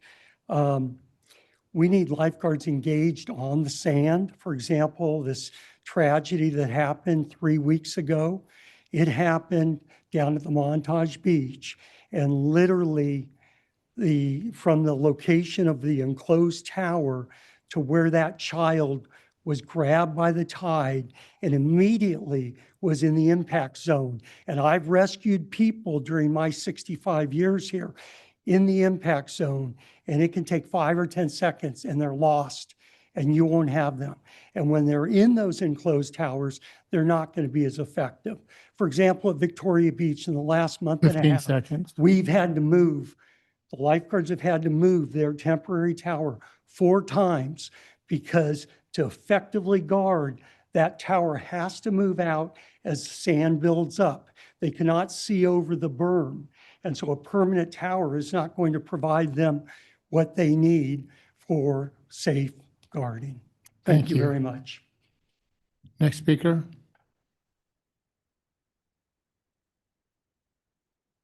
Pat Minnis, South Laguna. So I am a real estate broker and I grew up inland. 20 years ago, my family, Brian, who is a waterman, been here since 64, and our son Tori, we took 5 weekends and did a cove walk from Smith Cliffs down to 3 Arch. And you guys, the ocean is dynamic. It's constantly changing. This is not a one size fits all. And the permanent, no. The way the sand is shifting and just the tide and everything, it's folly. It's also a visual blight. I understand, I love the lifeguards and I understand what their job is. And there's risk in everyday life. There's risk in your profession you choose and understanding the sun and everything else. But we need to really revisit this. It is not one size fits all. And it's, in my opinion, there's probably 10 places that there would be a permanent structure. And I would wager money that within 10 years, the placement of those permanent structures are going to be destroyed. So we know how dynamic the ocean is. Come on, guys. Who's ever in charge of this, and I have not studied the data on this, it's folly. Any other speakers on this agenda item? None. Okay, I'll close public comments and bring it back to council. Zoom. Oh, Zoom. I'll get the hang of it sooner or later. Thank you. Comments, council? Yes. Well, I'm going to jump in here because, the comment that this came so fast, this started when Kevin Snow was still here and he was the chief lifeguard. And he came to me and there was an item that came to council and there were a couple of permanent ones that were going through or 1 or 2. And I said, well, how many eventually do you want? And I don't remember the exact number, but he said, but basically we want to get protection for all the lifeguards. So, because a lot of the stands were just the old red chairs with no permanent top. So, each time we had to go for a permanent one, you had to go get a CDP and coastal development permit. I said, that's a hugely inefficient way to do it. You got to figure out where you want the permanent towers and, process it up and do do it as one. I don't know between there, then and now that translated into 39 permanent, tower locations. I think that the main focus was to get the enclosures, and some of them were on skids and some of them still are on skids if you look at this chart. So I think we need to make sure we have enclosed towers for each of our lifeguard locations, wherever those are going to be. But I do think we need to make sure that, the ones that are being located permanently, are going to be able to adapt to the shifting sands. I mean, I was down today, just, Sleepy Hollow, and, right, and walking past Pacific Edge, it's probably an 8 or 10 foot change in the sand level there. So I think it's a worthy effort. I think we just need to probably be realistic about where the permanent ones can be. I think maybe, Nick Aronoff had the point that, there's probably, and maybe the last speaker too, there's maybe, I don't know, a third to a half of these that really are easy to make permanent, but there may be other locations where we have to just deal with the enclosed skid. But still an enclosure and not an old wood chair with an umbrella. I disagree strongly with the notion that you can, from a work safety standpoint, that you should continue to have lifeguards on towers with umbrellas. So we can do better than that. So those are my thoughts. Thank you. Yeah, I agree with Councilmember Whalen, and I agree with many of the comments from the public. I think that the goal here is that instead of just doing a piecemeal approach where every time we're having a whole debate about the type of tower and all of that, the goal here is to incorporate the best practices, potentially look at some innovative ideas like Wendy sent with an alternative for enclosed areas that still provides the sun protection. I think that's the benefit of really looking at this holistically. We could also look at how do we incorporate public art into this. I know with the Moss Beach Tower, we added art to that. I mean, that would be cool to have every lifeguard tower in Laguna Beach having art. But at the end of the day, I mean, our main role is public safety, and we can't have public safety in this community if we don't protect our frontline employees. And when you look at the data on skin cancer for lifeguards, it's really concerning. It creates a lot of liability for the city, which from a fiscal standpoint, we never want, but more from a moral perspective, that's not how we should treat the people who are risking their lives to protect us. And the question before, and so I agree with what Bob was saying. I don't think that, that just allowing the status quo to exist is something that addresses that. And so I think that this, as Bob indicated, I tend to agree. I don't know that we're going to have 40 different enclosed lifeguard towers that come out of this, but I think what we need to do is look at this all holistically, look at creative approaches, and really come up with a way to ensure that these towers look good and all of that, and address the beach specific and changing dynamics that we have with sea level rise and with sand. But at the end of the day, I think it's really important that we do this analysis and move forward with an approach where we're not just having to do 1 or 2 enclosed lifeguard towers every year, and instead looking at this at where do these make sense and how can we protect our lifeguards and move forward in a way that makes sense for the community to protect also the look and feel of these beaches. So I'm supportive of this analysis moving forward, and I hope that some of the comments can be reflected as we undergo this analysis. Thank you, Mayor Pro Tem. Yeah, I just have a couple comments. Well, I just think that we should, so thanks for the map. This is really, because I didn't remember where the permanent ones are versus the ones that are on skids or temporary, but so it's helpful. But I think we should just look at the beaches that make the absolute most sense at this point. And because first of all, it's going to be very costly for us to do this. But secondly, I mean, I lived down at Victoria for, 18 months while I was working on my house. So I'm pretty familiar with what goes on down there. And, I've seen the beach, as the Dvorak's, indicated, I've seen it disappear too.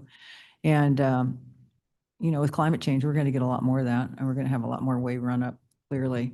So I would just say, maybe we'll just pick out most, probably the most, well, use some common sense and put them in where we should put them in, maybe Main Beach. Aliso, even Aliso, sometimes they get some pretty big waves there. And I don't know about putting in, I don't even know if a temporary one would be a good idea there. I don't know. But I think, let's look at the prime locations where we can do it easily without, causing a problem or spending, money needlessly. That's what I would say. Thank you. Mayor Pro Tem. It's my understanding that what we're proposing to do here is study exactly what we're talking about. Where does it make sense to place a permanent enclosed lifeguard towers? I think that the Marine Safety Department's prioritization of some key beaches for installation of these towers first makes a lot of sense. So I think we're going about it in the right way. I think to address public comments, I think it's critical that we get this right in terms of location. Where are we placing them? I don't think we probably need 39 of them throughout the community, but we can't afford to install 39 of them tomorrow anyway. So it's going to be a long-term process, and I'm interested in getting the data, getting the studies that show us where we need to be placing these lifeguard towers. Before you go any further, can I Sure. talk with Pierre and Dane? Do you guys feel like the contract has the flexibility to adjust the recommendation so that it doesn't always say we're only going to look at 39 caissons? We're going to look at 39 sites or less than 39 sites and consider the merits of a sled-based one versus a caisson-based one? Yeah, there's flexibility built in there for the consultant to look at those locations and determine what's the best fit. And for locations where we know there is significant issues, wave run-ups, shifting sands, we can direct the consultant to spend some time, look at those a little bit more deeply to make sure that we do get them right. And maybe do a prioritization, both of kind of the low-hanging fruit, the ones that are maybe that make the most sense to install earlier, kind of rank them that way? Yeah, and Okay. we'll work, and we have been, and we'll continue to work closely with Marine Safety to develop that list. Okay. What about the criteria? Do you think you don't think it needs to be further refined? For instance, if a beach is seasonal, I mean, wouldn't we look at that differently than a permanent condition? And also whether or not a particular area needed, when we crane them in every once in a while, it seemed like that would be looked at differently as well. Good evening, Mayor and City Council. Dane Doran, Marine Safety Captain. Yes, I believe those are two important points that are going to be studied with this evaluation.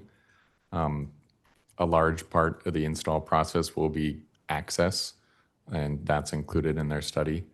And the prioritization of which location comes first will also include access. And I also do, so none of this has to do with the actual look of what ultimately we'll end up with, correct?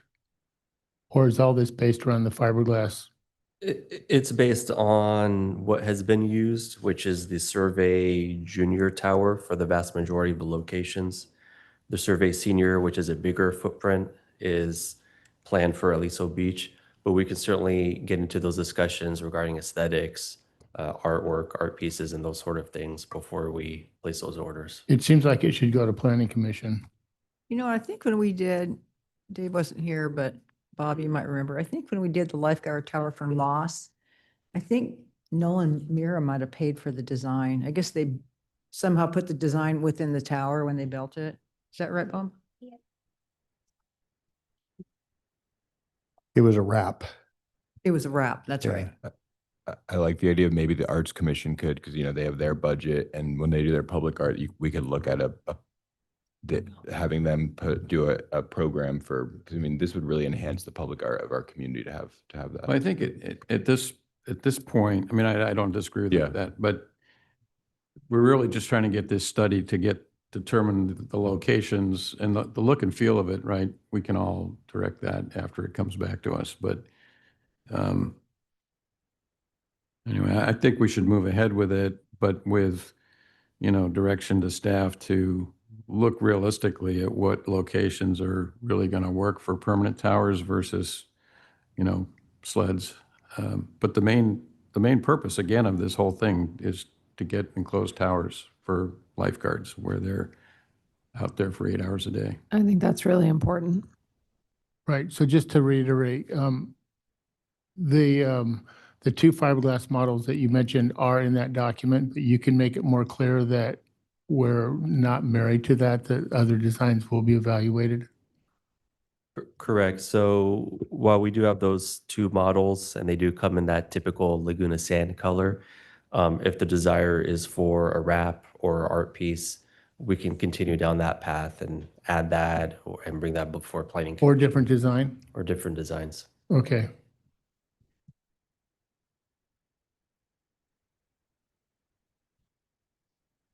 I'll move the recommended action. Second. All in favor? Aye. Aye. Passes unanimously. Aye.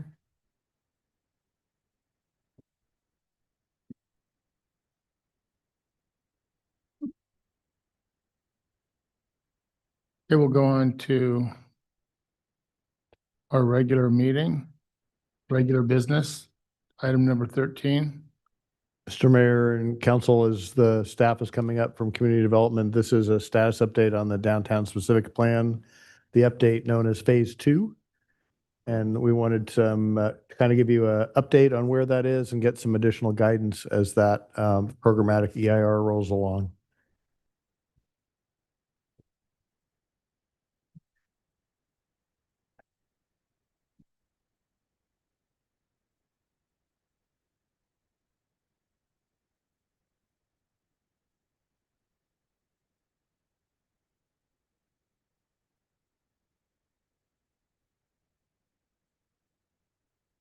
Good evening, Council. Matt Schneider, Director of Community Development. I'm joined by Kate Kazama, Senior Planner, who is our project planner on the downtown specific plan.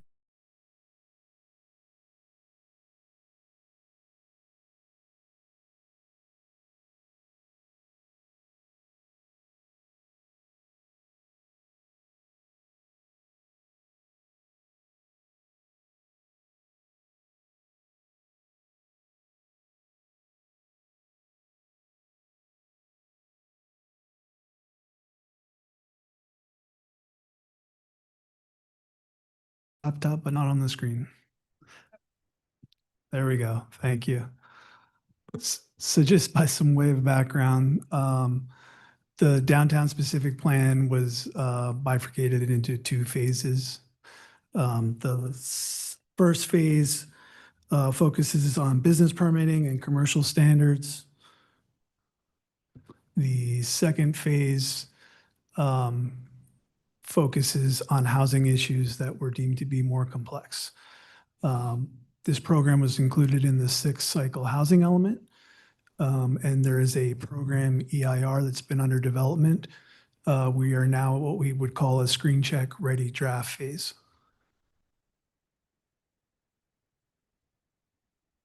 Just to orient everybody, the yellow highlighted area is the boundaries of the specific plan, which is roughly Cliff Drive to Pacific Edge along PCH, and it goes out into the canyon in the Arts District to the Boys and Girls Club. So there was a new state law, SB 131, that created a specific exemption for housing element programs, and more specifically beyond just zone changes, but text amendments, et cetera. HCD put out a memo in late May that staff analyzed. In concert with the city attorney's office, we made a determination that the DSP Phase 2 project qualifies for this new statutory exemption. So what that means is the EIR that we're currently processing loses its purpose. Next slide, please. So with that in mind, we were trying to weigh out, should we move ahead with the EIR versus take advantage of the statutory exemption? And we took a couple of things into consideration. One, obviously, just being the basic staff and costs. Should we continue to do that when we have another option? Statutory exemptions are generally seen as being less risky from a litigation standpoint. And while I can't say with certainty the state legislators' intent generally when they create these kinds of statutory exemptions, it's to remove those type of hurdles and barriers to housing. And the housing, more importantly, the housing element compliance would be preserved if we were to use the statutory exemption. Next slide. And I think maybe this is the most maybe significant point from staff's perspective. You know, since my involvement here in the city and more specifically on this project or just out in the community, there seems to be a lot of general misunderstanding about RHNA. It's a complex topic. I don't think it's fully appreciated the mandates that are placed on local jurisdictions. There's people concerned that we're putting all our eggs in one basket, oversimplifying here, by looking just at the downtown specific plan. In light of the fact that we're getting ready, or I shouldn't say we're getting ready, we are actively working on our general plan update. We'll have an item before you in September for RFP. That'll include 7-cycle housing element work. We thought there might be an opportunity here to take a step back, look at the downtown specific plan, which considers additional density, and look at that in concert with the 7th cycle. And again, take a more holistic approach, think of the different constraints, and it might lead us to a different place in terms of the downtown specific plan density. I want to be really clear that we're not suggesting that residential housing is not appropriate downtown. In fact, we think all areas of the city need to be contemplated, and it's very likely that density will need to be placed there, but we could look at it in a more thoughtful way, and the amount of density could ultimately shift. Next slide, please.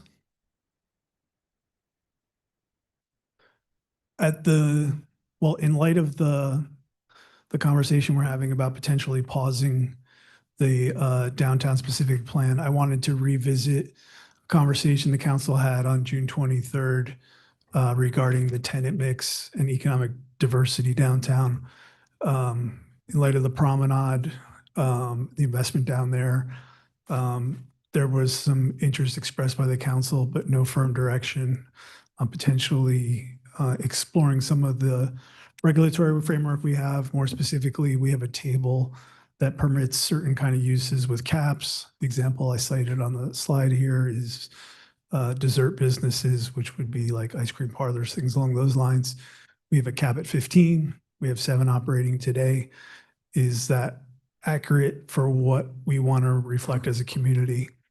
And then more broadly, you know, what kind of businesses we want to encourage? Are there barriers to locally owned businesses? And how can the regulations actively support day and evening activities? So one of the questions to ask you is if you would like staff to work with the ad hoc Economic Development Committee, which is Mayor Orgel, Councilmember Kempf, to flush these out more, bring some ideas back. And again, I just wanted to revisit this, knowing that there's a potential we could be pausing the DSP. Next slide, please. The last item I want to discuss was alluded to during the discussions on item 7, which is the council or the city has a legislative advocate, Townsend TPA. And, you know, we are unique here in Laguna. I think I don't want to regurgitate a lot of what was already said in item 7. But it's not one size fits all when it comes to state legislation. There's a lot of unique characteristics. We all know about the very high fire hazards severity zone, evacuation issues. We have immense stewardship responsibilities here. And so we were hoping to get direction from the council to engage with TPA to advocate on our behalf. Look for opportunities to hopefully influence legislation so it wouldn't necessarily be that one size fits all. it would fit in with the theme of the wildfire resilience, but also the housing element that we're going into as well. Next slide. So again, we're looking for direction on the potential to pause the downtown specific plan. Interested if you'd like staff and the ad hoc to continue to flesh out ideas, and then providing direction to follow up with our legislative advocate. Happy to answer any questions. Thank you. Questions of staff? Go or good. So thank you for the presentation. And I understand. I'm focusing on the first element, the pausing the downtown specific plan. And I understand the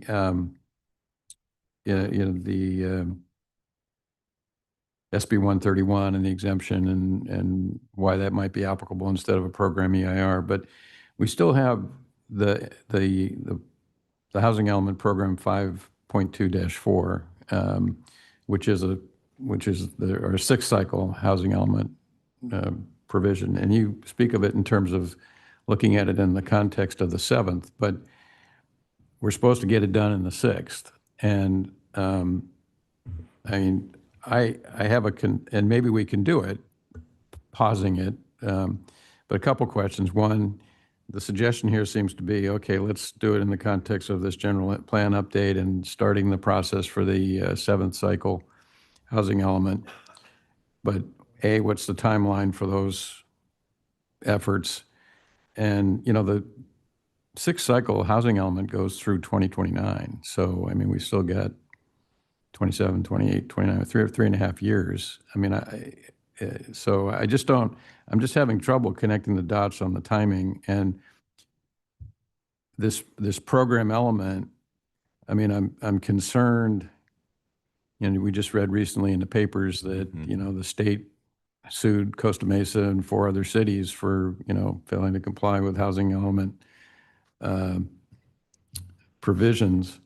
And I don't want us, I don't want us to get out of line in some way. So I'm not understanding how we comply with program 5.2.4 under what's being proposed. I'm not saying we can't. I'm just not understanding how it's all going to come together. Sure, great question. And that is something internally we did look at.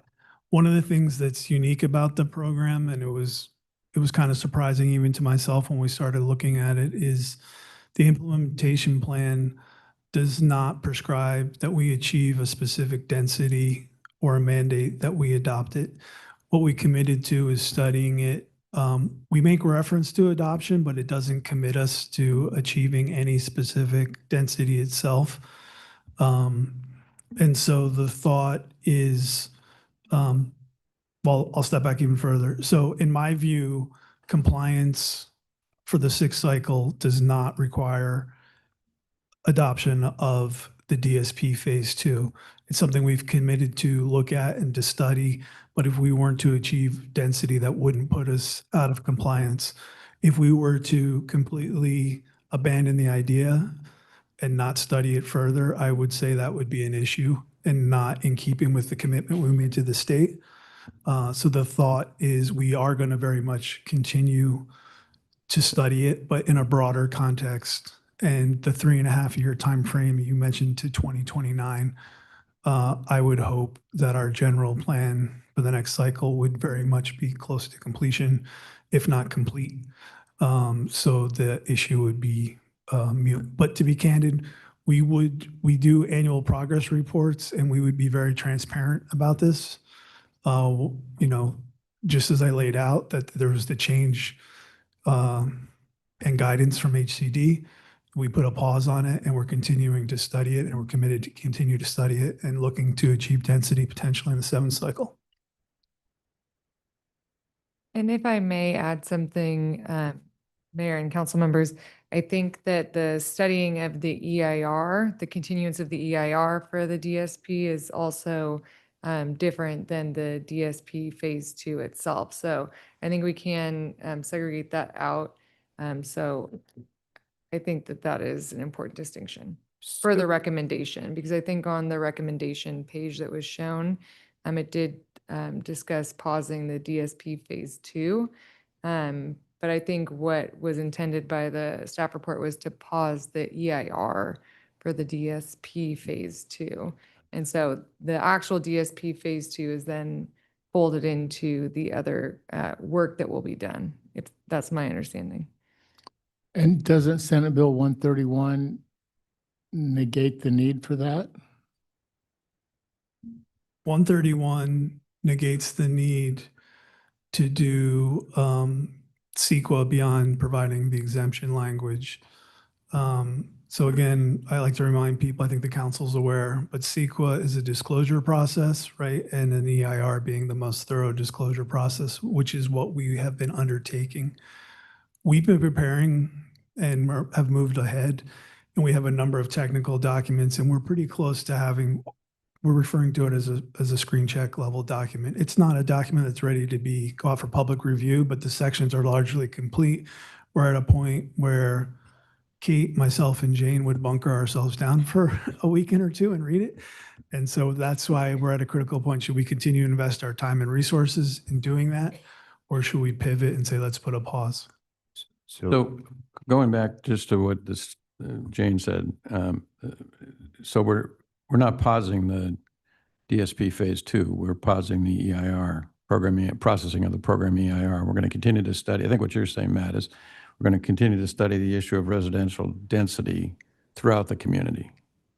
Correct. It's just not going to be specific to the downtown specific plan. We're going to have to look at broader housing opportunity sites as part of our preparation for the 7th cycle regardless. So we will continue that initiative. It'll just be done in the context of not looking at it in isolation, but how this complements the other work that we need to do for the 7th cycle. Can someone put the actual housing element program in the language on the screen?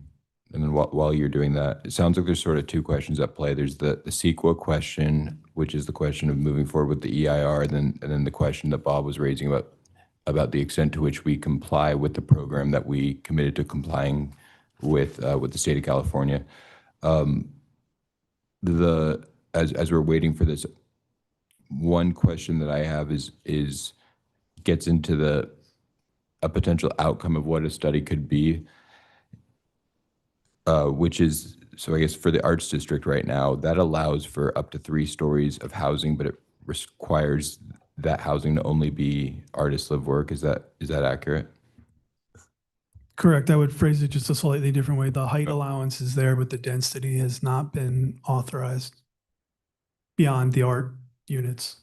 So if the council was not interested in a lot of because I think a lot of the concern is about housing in the downtown core, really when the downtown specific plan goes beyond what we think of as the downtown, right? And so hypothetically, there could be an opportunity where as part of this compliance with the requirement to study changes to the DSP. And again, it's interesting what you're saying, Matt, about the HCD's acceptance of that language, because it's really just studying it and not doing it. But could one form be to have direction to not move forward with proposed housing in the downtown proper area, but then instead to change to allow residential without an artist restriction in the Arts District?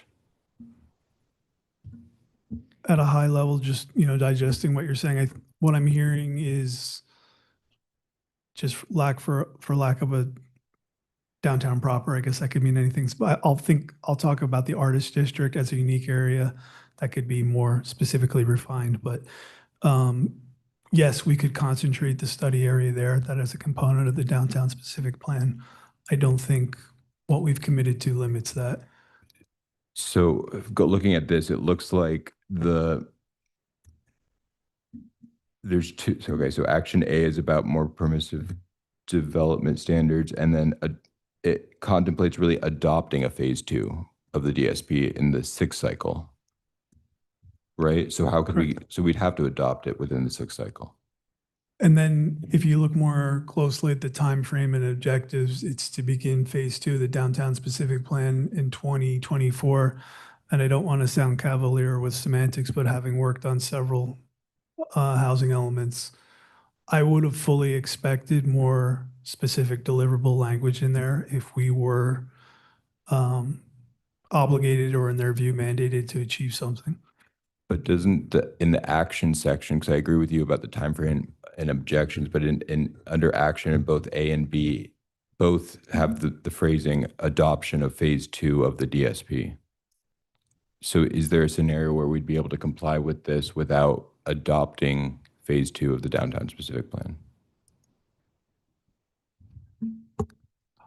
I don't want to overstep my bounds in wearing a city attorney hat, but I will throw out a possible suggestion, which is with council direction, we could reach out to ACD and ask for a technical interpretation. But, okay, it just seems like the text is pretty clear. It says adoption of the DSP, so I don't see how you get around. But and I guess I can share. I alluded to it with the arts component, but I can share more during comment section. But those are my questions for now.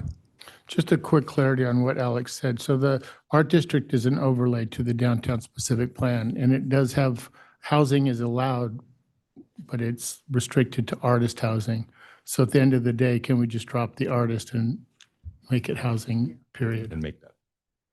And if that was direction, that's something we could certainly do. And I think it would be in keeping with this specific housing element program. It's a change in direction to that program, but it's not, like I said, we weren't committed to a specific outcome. It's I guess the way Councilmember Renagi's point. Except never a good idea to adoption of debate with phase the 2. councilman. So I will defer to the wisdom of the council. Yeah, and if I may just jump in quickly to kind of reframe this item for the city council, I think that it probably would be helpful at a certain point in the near future to bring back the phase 2 with the actual text, because I think part of the issue that city staff was having is that there was the studying in the EIR of all these different variables based on what the DSP phase 2 could be. And really what I think staff is suggesting now is reversing the process, which is, okay, study what the DSP or review what the DSP phase 2 does. And then is that how the city really wants the regulations? And then now we can rely upon this new state housing law CEQA exemption. So it is in terms of the EIR and pausing the EIR effort as opposed to the DSP phase 2. How far along are we on the EIR? We're at what we would call the screen checks. So the consultants have completed all the technical reports and have started providing us with initial drafts of the different sections of the EIR itself for us to begin review. They give you the sections and then you review them, and then what happens? Once we're in agreement with it, it's usually an iterative process that goes back and forth once or twice. We would initiate a 45-day public review period and then do the response to comments, so on. Any other comments from council, questions of staff? Okay, I'll open it up for public comment. Any public comment on this?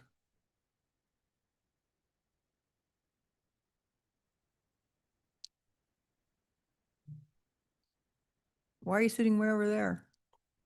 Good evening, City Council, City Staff. My name is Merrill Anderson, President, Village Laguna.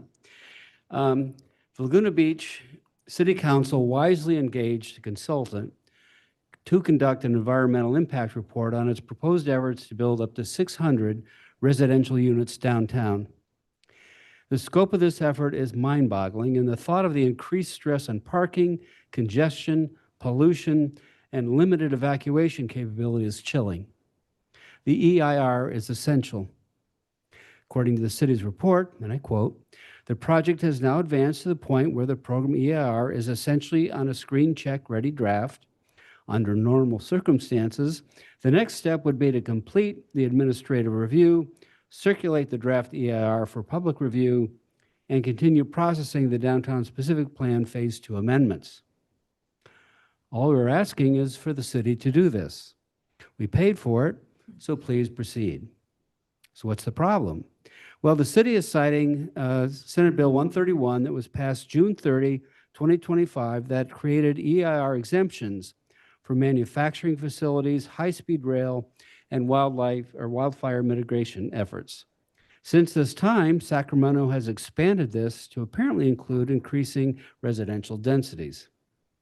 The city seems poised to stop cold the EIR we taxpayers paid for in light of this latest nonsense from Sacramento. This is a problem. All residents of Laguna Beach deserve no less than to understand the environmental impact of adding up to 600 residential units. This report and the conversation that it will engender is important to us for our safety and well-being. Increasing the density of downtown must be considered choice of residents, and the EIR will give transparency to the process. We're asking the City Council to do what we taxpayers paid for and the city committed to do with producing the EIR. Please share it, don't shelve it. Thank you. Thank you. Next speaker. Good evening again, everyone. My name is Kathy Yerka. I'm going to take a slightly different position from Merrill because I can understand why you wouldn't want to pay more money to complete an environmental review process that is no longer required by the state. Much as I wish you would, I think that's kind of wishful thinking. But what I would hope you would do, since the main goal of CEQA and the EIR process in particular is about disclosure. It's public information. It's information for the public and decision makers so that they understand the environmental impacts of various projects, is that you would release to the public whatever documents have been prepared, up to the point that they are now, if you're not going to carry on with it. As you know, I do like reading EIRs and technical documents, and I just would like to know what's in there. And I think that there's a benefit to be had because, even if it's not legally required to have done the EIR, you've got the work, and I think it benefits everybody to know what those impacts might be. Thank you. Thank you. Any other speakers? Uh-oh. Hi, I'm Kathy Jepson Bernier, and I think, well, just to hear. Thank you.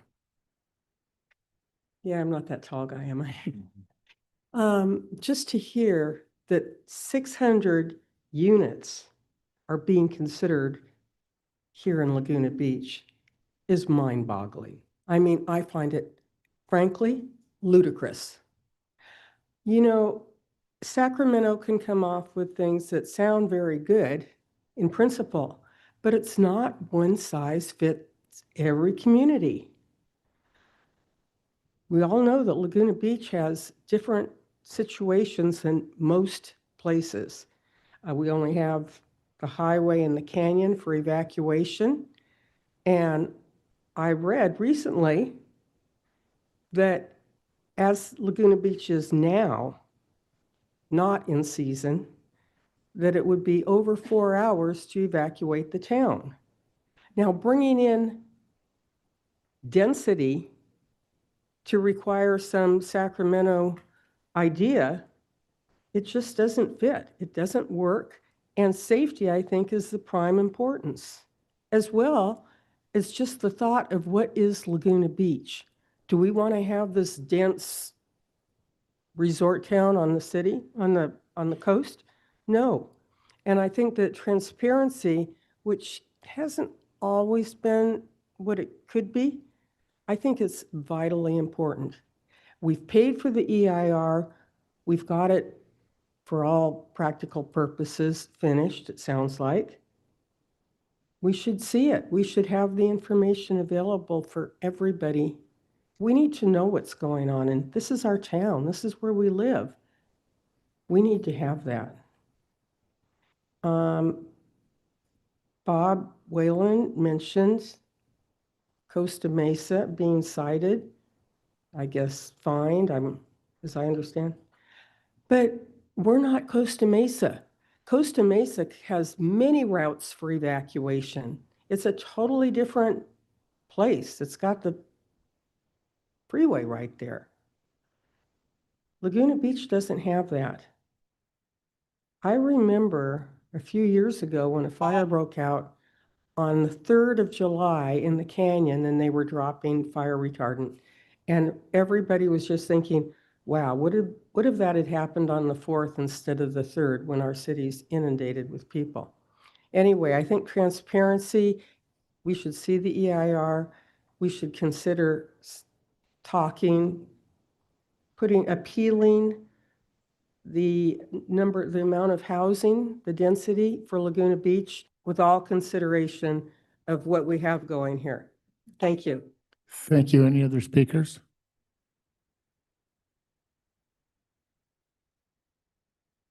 And Christoph, I just find it not very feasible to say that you're proceeding with the downtown specific plan, but you're halting the EIR, because as the previous speaker just demonstrated, the very questions that people will have about adopting phase 2 of the EIR are the ones she raised: parking, density, evacuation.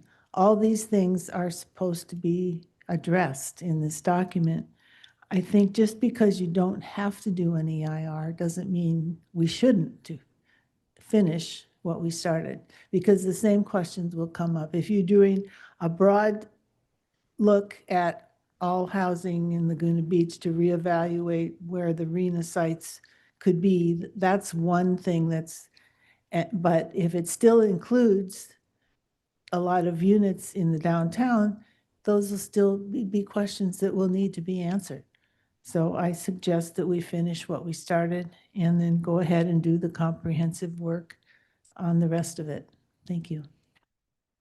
Thank you. Other speakers? None. I'll close public comments and bring it back to council. Can I ask a question? Go ahead. Thank you. Okay, so we, Seconds.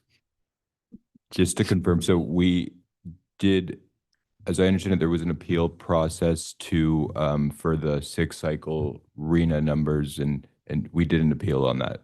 Is that accurate? Back in 2020? It predates me, sorry.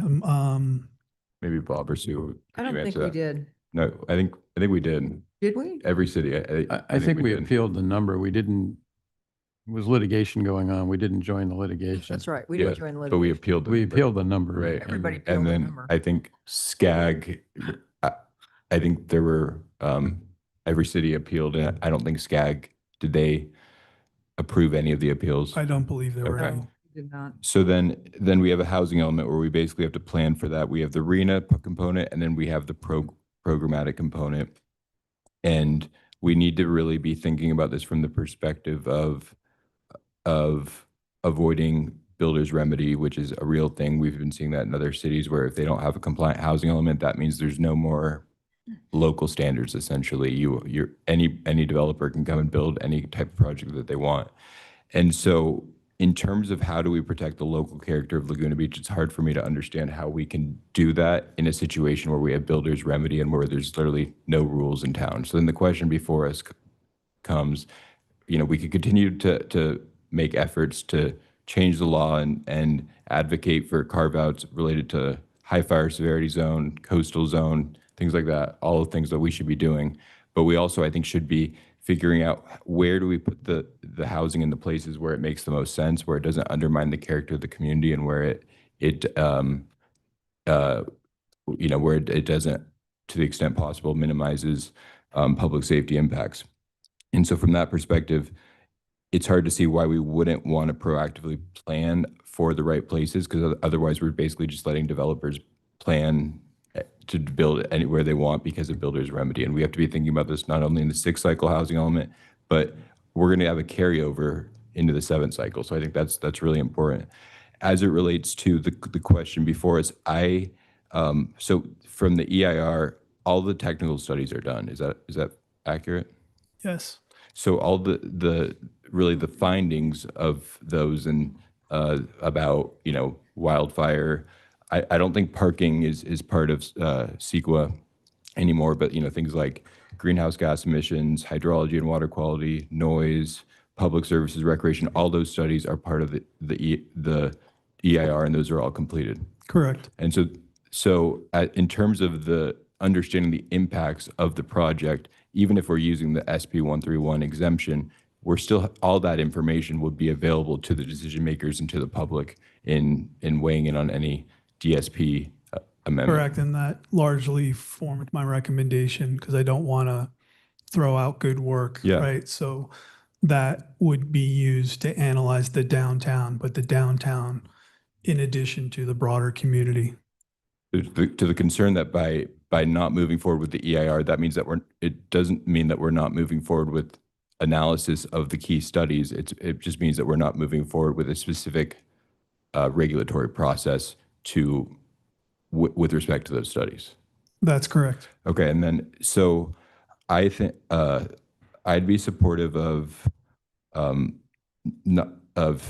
all the documents from the EIR. And then the other thing about the EIR that I think is relevant is CEQA. Is the goal of CEQA is you want to look at one of the goals is you look at alternatives, right? So you don't just look at one thing, and that's I think why we got the number, the number that was referenced of a really crazy high number of units, and the reason that was done was because we wanted to be able to just analyze the alternatives, not because we had any intention of actually building, however, what was it, 600 or 700 units. So I think that's an important thing to point out too, is that it's really through the CEQA process that number became a thing, not because there was ever an intent to build that many units.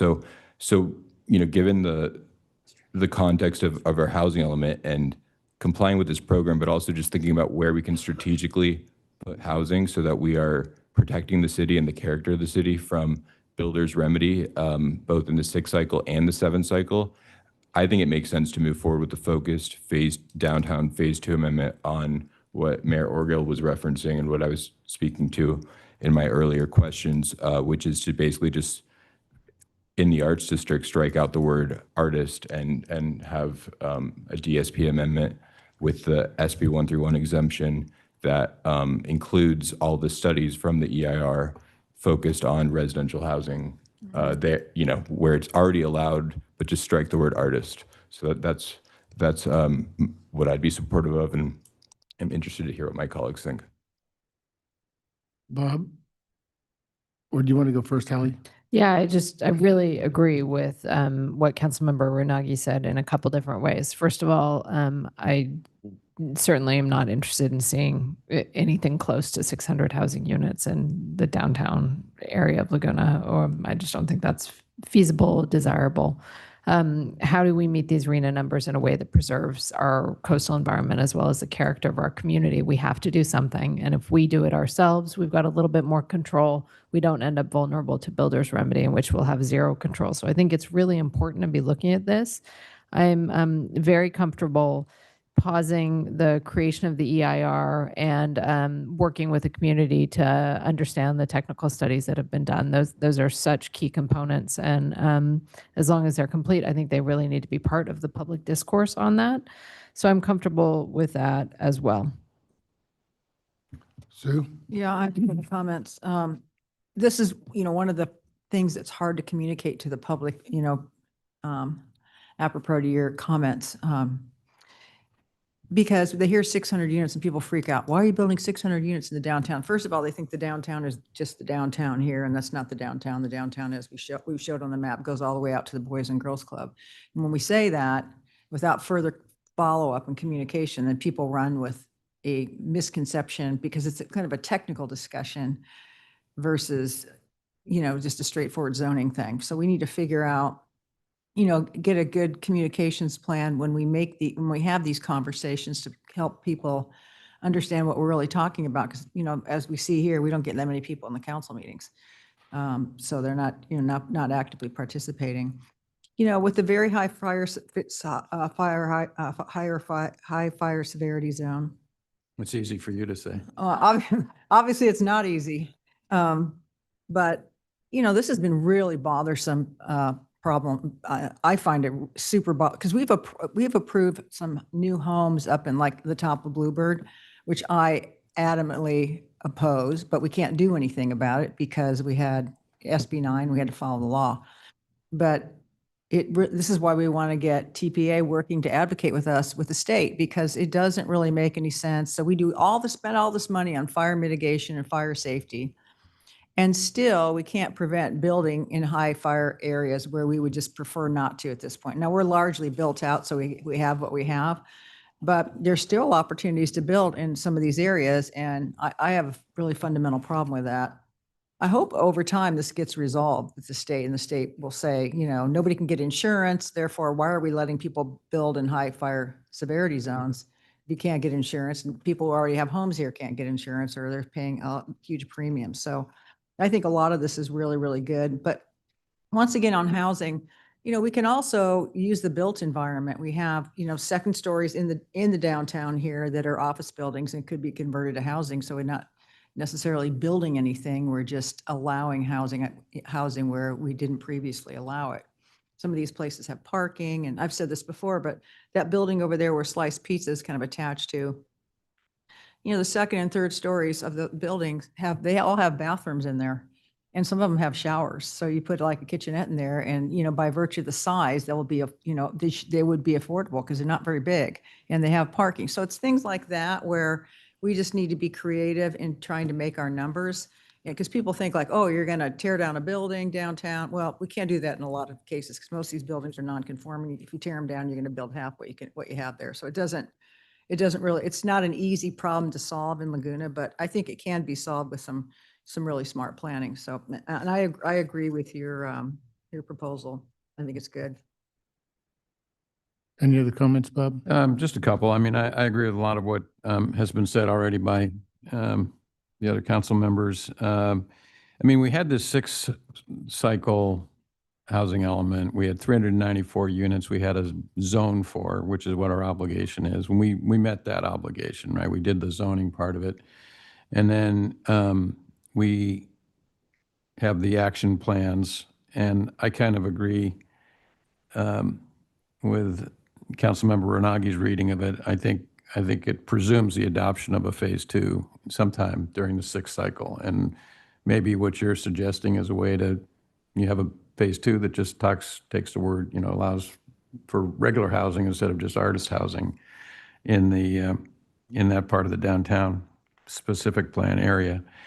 The other thing we've done, and I don't know, how we get credit for this, is we did allow second floor housing on the commercial zone outside the downtown, right? So I assume we are going to get some credit for that somewhere along the way because we rezoned to allow, along Coast Highway, second stories above retail.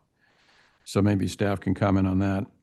I mean, I absolutely agree with the speaker in the back. I mean, we all spend way more time up here dealing with public safety and wildfire risk, and we've spent a lot of money trying to keep this community safer. But, Sacramento has set the rules. I think if we were writing the rules, we wouldn't write them the way they've written them, but they're written. We got to comply with them. They sue cities if you're not in compliance. I don't in any way suggest we are like Costa Mesa. We're not like Costa Mesa. That was just an example of a city who got sued by the state very recently for failing to comply with its housing element, along with 4 others. So, I think we should move ahead along the lines that Councilmember Renagi was suggesting and the mayor on looking at the artist area of the downtown for some additional housing. I agree we should share all the technical studies that have been done with the public. Let's get them out there. I haven't seen them, but let's get them out there. But it's an interesting question because we're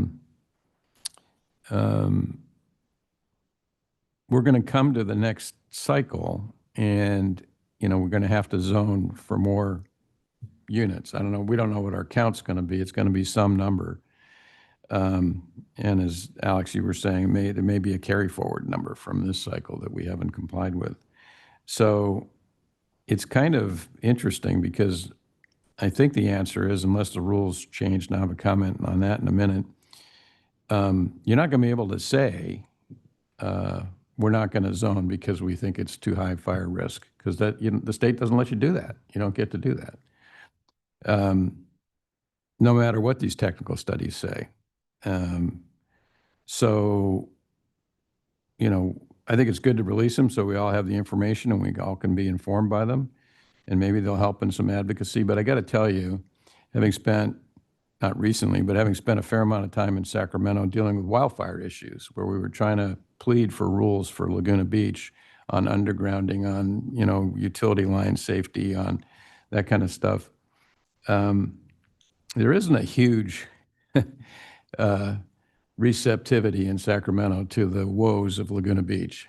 It just doesn't resonate. You know, there's 40 senators and, you know, what is it, 80 assembly members, and they represent the entire state. So they don't tend to view things through the lens of the county. So while I support, you know, I've worked with Townsend, and while I support that effort, I don't want us to be overly optimistic that we're going to somehow, you know, they're going to create an exemption for wildfire safety, you know, in the next housing element.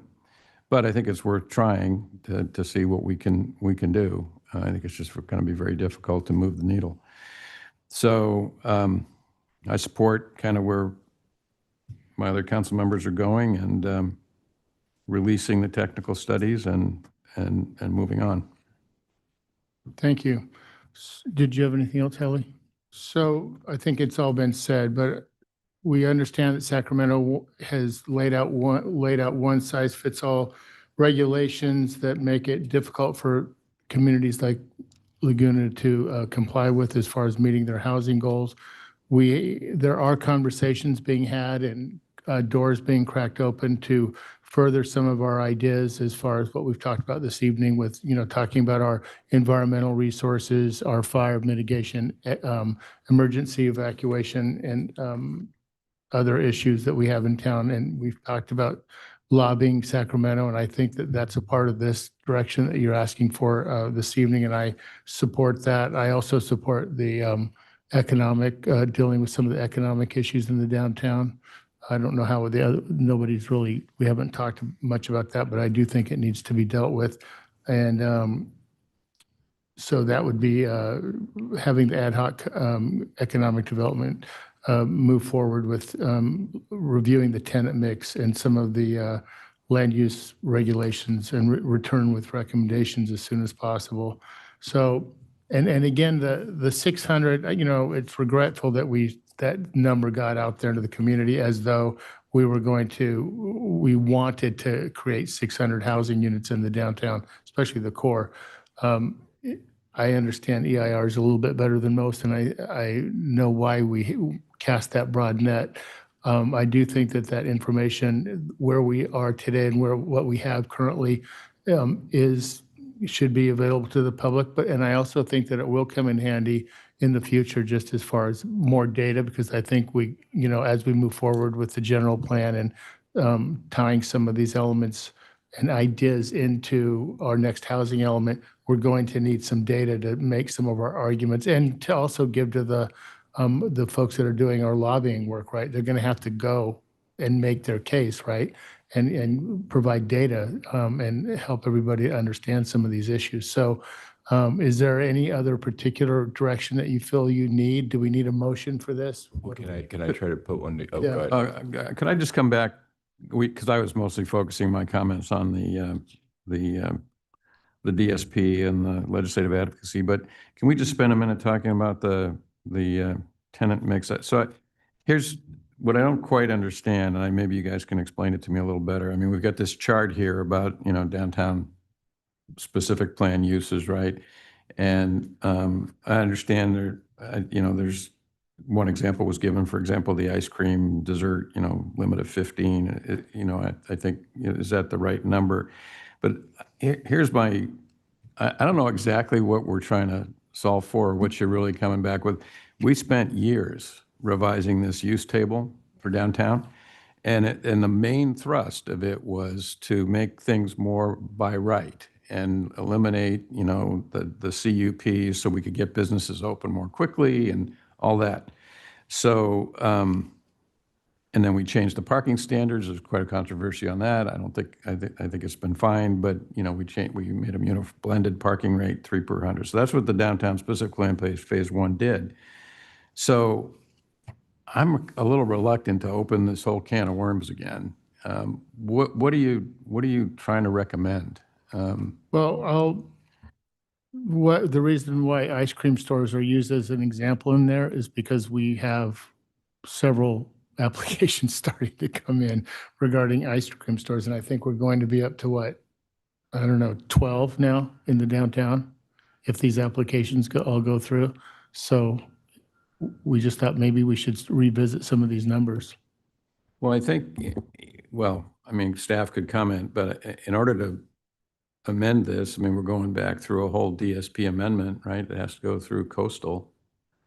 Correct. It requires an LCP. So you're not gonna stop, if there's businesses in the application process now for an ice cream shop, you're not gonna stop them with. No, and I'm not insinuating that we would stop those. I'm just saying maybe it should be revisited for longer term.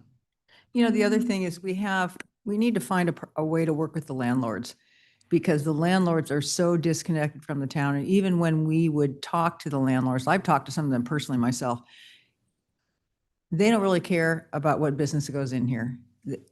I'm telling you, a lot of these guys are just unresponsive. And we need to figure out a way to get out in front of some of these landlords. I would love to know when some of these leases are expiring. I don't know if that's possible, but if we could get out in front of this with the landlords rather than waiting for a vacancy and then talking to them, well, I'm talking to this person or that person. And we don't necessarily get, like, I talked to one landlord and I said, we have some good suggestions for you here. You should talk to some of these retailers. They're interested in coming in here. They just don't they're not bought in. They don't live here. And these properties have been passed down by generations and they're just not willing to work with us. And what I tell them is, why don't you try to get a tenant that's not going to turn over as often? Some of these ideas that we have that the city's been talking to, you got to really talk to them. So you don't have this, revolving door thing going on too. So that's part of it. And then, some of these, we're in one of these waves again. So we have a lot of coffee places now. We're getting more of these ice cream places. If you look at South Swell, that line is often in the evening around the block and down Crest. It's unbelievable. And so I think the rainbow Like ice ice cream. cream. So yeah, so people are kind of into that right now. That's kind of a thing. So when you catch a wave for a while and then not a thing anymore. Like, remember we had juice stores. We had a bunch of juice stores. Now we have zero. I'm not saying we'll have zero ice cream, but that's the kind of thing that we need to sort of figure Well, out. I mean, having sat on the planning commission, you did too, Sue, right? I mean, we used to micromanage this stuff. We used to tell them what they could put inside their stores, no more than 30%, non-Laguna product or no more. And then we got away from that. I mean, I think it's more, I would hate to see us go back to a more restrictive micromanaging of how many of this and that we can have versus figuring out, and I agree with you. I mean, it's a more holistic issue. How do we attract the right kind of customers? But I don't know as though that's ours to do. If I want to micromanage, I'm just insinuating or wondering if we might want to have the conversation and setting a number in different neighborhoods. That's, I think my recommendation would be, rather than opening up the LCP and having to go through that process and changing the numbers, is that the two of you spend some time thinking about what carrots we can use to attract the tenants that we think are beneficial to both residents and visitors, and how we get landlords to come along with us. Yeah, and just to be clear, we have met with several of the real estate brokers that deal in commercial properties, and Sue was telling you about some of the challenges that we've been having. And she is correct. We have made, and I mean, we've been calling landlords ourselves. Mm-hmm. And we're just having a really difficult time. So anyway, this was just a suggestion. And if we don't want to proceed, we don't have to. I'm not going to have hurt feelings about it. And No. Bob will have all the ice cream he wants. Mark, are there other, so what you're saying, when this references a maximum of 15 establishments, that would be like an idea of how many ice cream stores there could be in the downtown? Mhm. Okay. I mean, yeah, I think in general, it we have a vacancy problem, right? Where people we want to get rid of all the vacancies. And as Sue and Mark are alluding to, it's a tough thing to solve for because you have landlords and you have. Can I just Okay. interrupt you for 1 second? Yeah. Something I've learned about our vacancy problem. We would not have a vacancy problem if the people representing those properties would pick up the phone. Yeah. I'm not joking. It is so hard to get rid of these, to get a hold of these tenants. And Seriously. even the brokers that represent the property, people called me and Sue and said, you know what, we want to rent that space, but nobody will turn our call Yeah. back. That's crazy. It's really unbelievable. So anyway, I just Yeah. want you to know that. No, and I don't know that we can ever solve for that. And I don't know that landlords here would be different than landlords in other city, so I think it's just a tough thing to solve for. And there's a misalignment sometimes of property. Some of these people are bought the properties in the 80s or something. And so it's like from their perspective, they don't really mind just carrying it and keeping it empty. I think that the way that one of the challenges, though, to fill vacancies is that when you have a really discretionary CUP type process, it creates a deterrent because of just the risk involved in making an investment in the community. We really want high quality retailers, high quality restaurants to want to come to Laguna Beach, and a lot of them are deterred by our process or their perceptions of our process. So I think there's could be instances where we'd want to have a maximum limit, but it sounds like, but in a lot of situations, the market is going to solve for that. So I like Hallie's recommendation and kind of what Sue and Mark were saying about continuing the efforts to work with the landlords, even though it's a hard thing to solve for. Unless we have a better idea of what the specific caps would be and why they're really necessary. That's where I would land, especially in the context of all the other advanced planning efforts that we're already doing, where we have serious problems that need to be fixed within our other documents. Where here it seems like it's not clear what the problem that we're trying to solve for is, and maybe there is one, but. Is Matt, the reason you brought that up, because when you got back into the downtown specific plan, you would include that element in the revision? I just didn't want to, recommending a pause, I didn't want to lose sight of it because I know it was a recent conversation. So that's why I brought it back up. For the life of me, I don't understand why coastal has to approve our uses table. It's just bizarre to me. We tried to get them to allow us to change it by resolution, right, Anthony? And I thought they're going to let rejected us, that. and they rejected it. Okay, so what do we want to do on this? Can I ask a question? The legislative advocacy, can we also include, and I know that, I'm not on the ad hoc committee, but for Laguna Canyon Road with the relinquishment questions, like have you guys talked about legislation related to Caltrans and their standards? Is that something that we could direct the TPA to do, or has that already been looked into? Well, maybe we can think about that, Dave, and come back to council with all of our priorities. Yeah. Okay, because When this it is comes just to legislative legislative- advocacy in the context of this. Because there's some hospital issues too, right? Yeah, okay, Yeah. so we can come back with that. That makes, Yeah. I just thought this was broader than No, I get it. this. So do you want me to see if I can put together a motion? Yeah, right. So I think that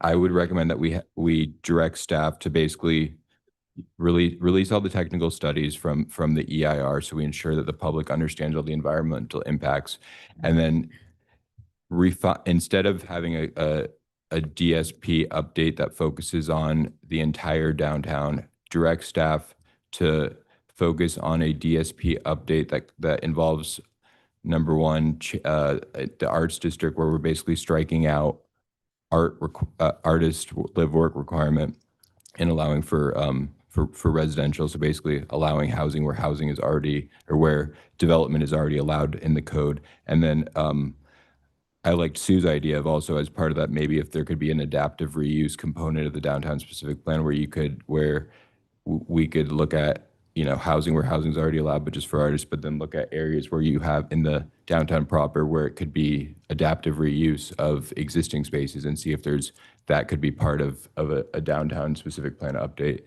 And then, so direct staff to basically move forward with the DSP phase 2 focused on those two things, not focusing on the 600 units that were part of the EIR, but instead focusing on what I think are very common sense approaches that ensure we comply with our housing element, but also put housing in a place where housing is already allowed or where development already exists. And we can publish the results of to date, the work that's been done on the EIR. Yeah, publish all the technical documents. studies. Yeah. Yeah. And then you're including, or you're not including 2 and 3 for now in the motion? I think maybe we could I like the idea of adding something about creative strategies that could be part of our legislative platform to look at any legislative efforts to address the unique parts of Laguna and the wildfire and coastal and things like that. There might be a strategic way to do that. So I think I would include that in my motion. So I'd include 3. Is that it? Yeah. I'll second that. All in favor? Hi. Aye. Passes unanimously. Let's take a 2-minute break, 3-minute. How much do you want? You can take as much stuff.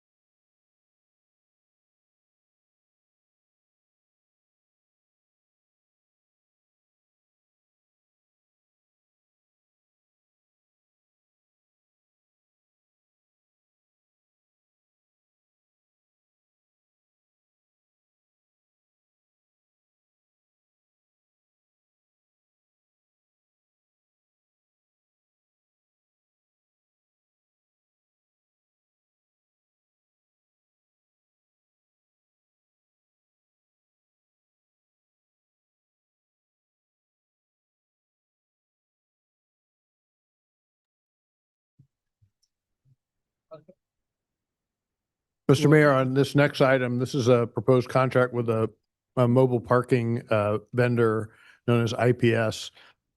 And this is one that you guys talked about last week, 2 weeks ago, and we went back as a staff at the direction of Councilmembers Kempf and Ragi and worked on the contract a little bit more. We also did a couple of different things, including 2 meetings with IPS to talk about strategizing on ways to better improve our parking technologies and our own communications, because they're a very smart business. Obviously, they're doing this across the country, so we can take advantage of a lot of their expertise as they work with us here in Laguna Beach. So rather than do a presentation, I'd be happy to have that if you'd like. But I'm just going to summarize some of the changes. In the staff report, it talks more about the procurement process, and that's something that Councilmember Whalen asked for. The contract itself is a 5-year contract with 5 one-year options. And then there's a discussion and a requirement for a quarterly meeting with IPS to make sure we're taking advantage of all the different technology changes or the knowledge. They spent about a half an hour with us to go over their Elevate platform, which is a really advanced, as impressive, very, very impressive to me, a platform that studies parking. It can be by the moment. You could look at comparing, say, consecutive Mondays at 8 o'clock in certain zones and really get a good sense of what's happening with your whole parking program. So that comes to us free. Overall, this is a significant price reduction, upwards of $300,000 to $500,000 a year, depending on the parking levels. But we're here to recommend the approval of the amended contract. And if you would like a presentation, the staff is here to do that, as well as Julie Dixon and the IPS staff. Would any council members like the presentation? No, I have a couple questions though. You guys okay? Yeah. Sue, you want to start off? Alexis, how many actual physical meters do we have left in town? Do you have any idea? 1,700 parking meters. Oh, okay. And then how many parking stations are we planning to put in like in the next, let's say 12 months to get rid of meters? That will all be part of the discussion. We're buying basically 10 parking pay stations at a time that replace different areas and zones within the city. So we have about 10 a year of pay stations to replace, probably about 50 to 100 meters a year. Can I ask a follow-up? Yeah, go ahead. Is there a reason why we're just doing 10 a year aside from cost? Because, you know, on that trajectory, it'll take a long time to get rid of all the meters, right? Correct. And we can definitely work on a bigger capital improvement project, and we have a long-term plan for replacement as well. But this item tonight was for the mobile parking, for the text to pay. So yeah, so we hadn't dug into the final overall plan for that. Yeah, I remember IPS happens to do both. They broker the pay stations, but their primary expertise is in parking management and the mobile apps.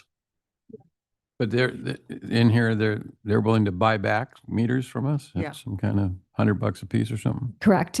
As part of the updated contract, they will buy up to 1,000 of our parking meters for $100 when we start the full replacement project. Let's pull them out. Pull 'em out, man. No money. The other question I have is, so how difficult will it be to integrate the platform with LPR for the police department?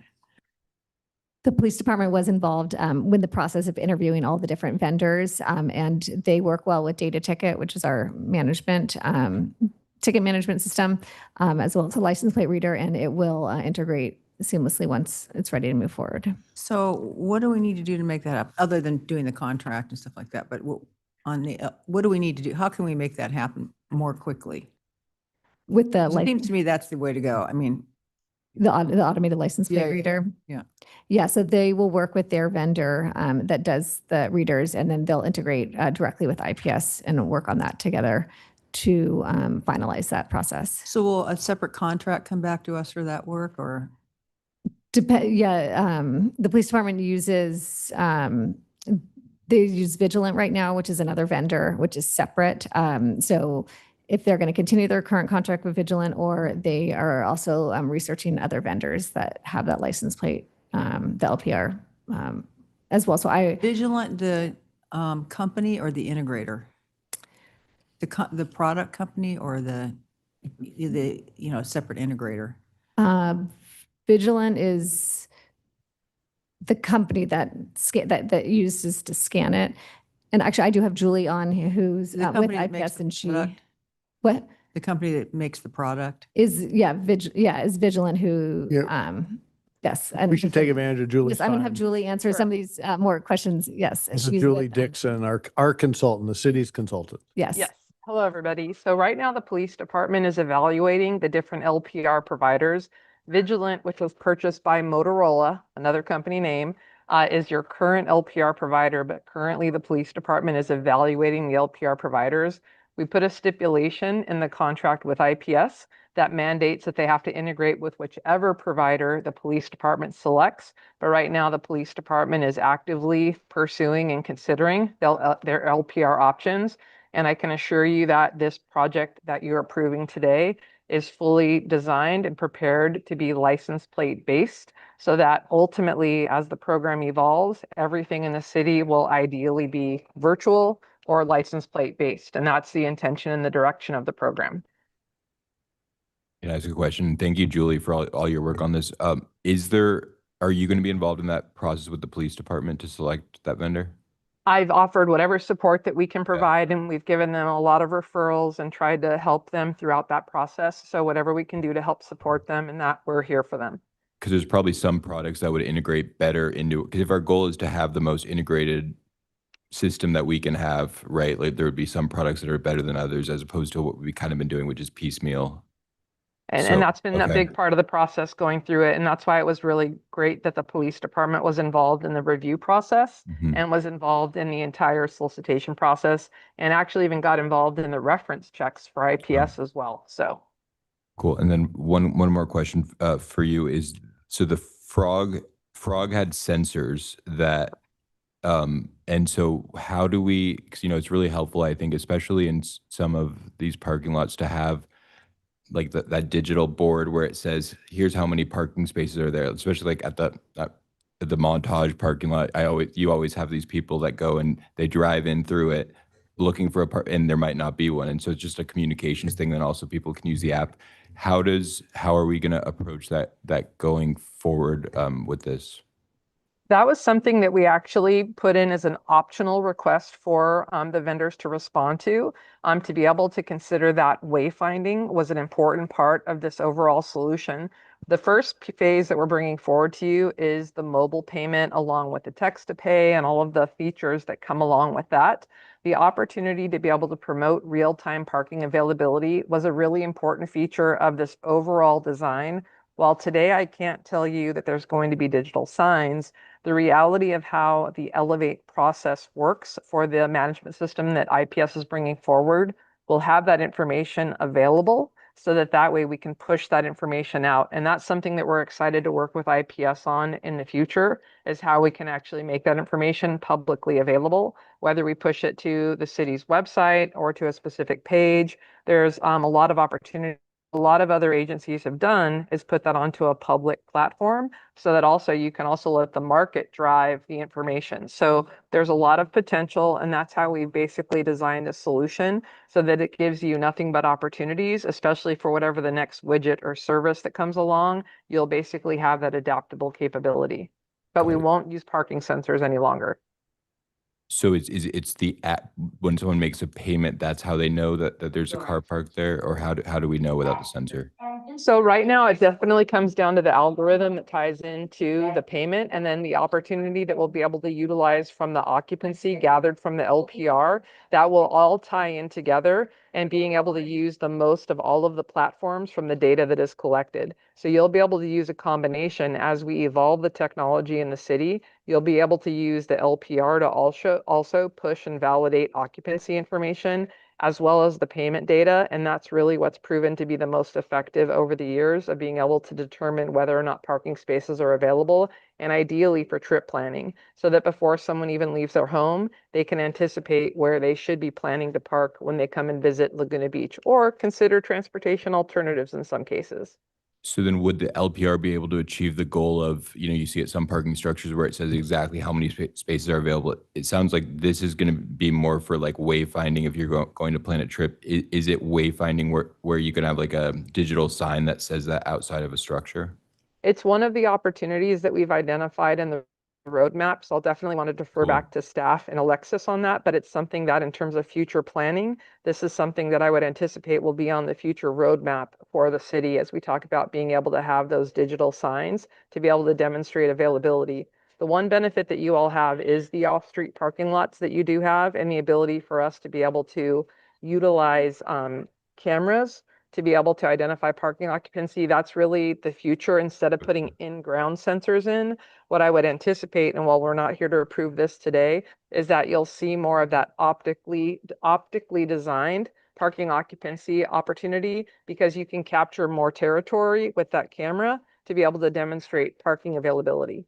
And so that technology exists today. Like hypothetically, we could direct staff as part of this action to come back with through a procurement process to look at the LPR integration with the police department, and then cameras, and what else would we need if we wanted like the best full integration? So I think you're absolutely on the right track. Is the opportunity to instead of being specific as to what it is, your want is to be able to demonstrate real-time parking availability. And so to be able to direct staff to be able to come back to you with the solutions that are most adaptive for the city of Laguna Beach. I think if I was in your seat, that would be the directive that I would give to staff, is that that's what you're looking for in that next phase. I think if there's one thing I can highlight is you all have had a long experience with your current provider in Frog. And so this is really that first step of transition. And the one thing that's also important for your user base is that you can't change everything all at once, because the reality is we have to be able to change and transition with the vendor and the solution. And that's also one of the benefits of what IPS offered, was a very involved information and outreach campaign that will be a very important transition, because we do have such high utilization of the current mobile application. That's why we have to be sure that we also do this incrementally, and to do this strategically to make sure that it works well for your community and is adaptive for your needs. Thank you. I mean, in reality, it's all about collecting the information, right? And there's the ability to broadcast it is limitless, right? I mean, you could have a sign on the 405 freeway saying there's one parking space left. Ultimately, yes, we typically tend not to reveal when there's less than 10% available, because you don't want to direct people to a place that could ultimately be empty when they get there. There's a lot of, some really basic theories when we talk about how to manage parking and direct people, but you're absolutely right. Especially as quickly as our technology is evolving, we know how as soon as you buy your cell phone, it's outdated already. The reality, that's another reason why we want to do this incrementally, and why we're so excited about this opportunity with IPS, is because there's going to be a significant cost savings for you all, and that's an opportunity to be able to invest that in some of those opportunities that you're describing. Thank you. Other questions? Yeah, I had a couple questions. One is just to understand in terms of our parking enforcement. So when this thing gets up and going, I don't know, in a few months from now, it sounds like, how's that gonna change anything, or will it change anything for our parking enforcement? How are they gonna know if somebody's paid for a spot if we don't have sensors in the ground? Or I know we don't have any representatives of our police department here tonight, but is any of that gonna change?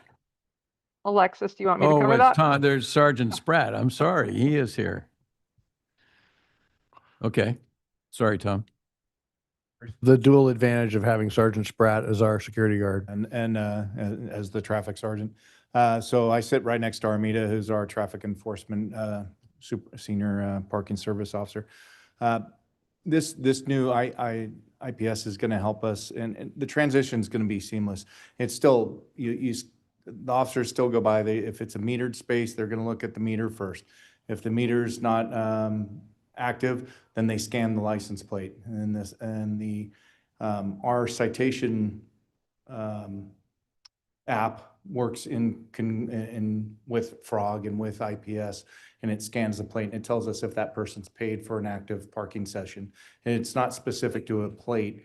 It's usually specific to a zone or a region within the city. And then, so it's just a quick check. If there's a meter, you check the meter. If not, you scan the plate and it'll tell you if they have a paid session.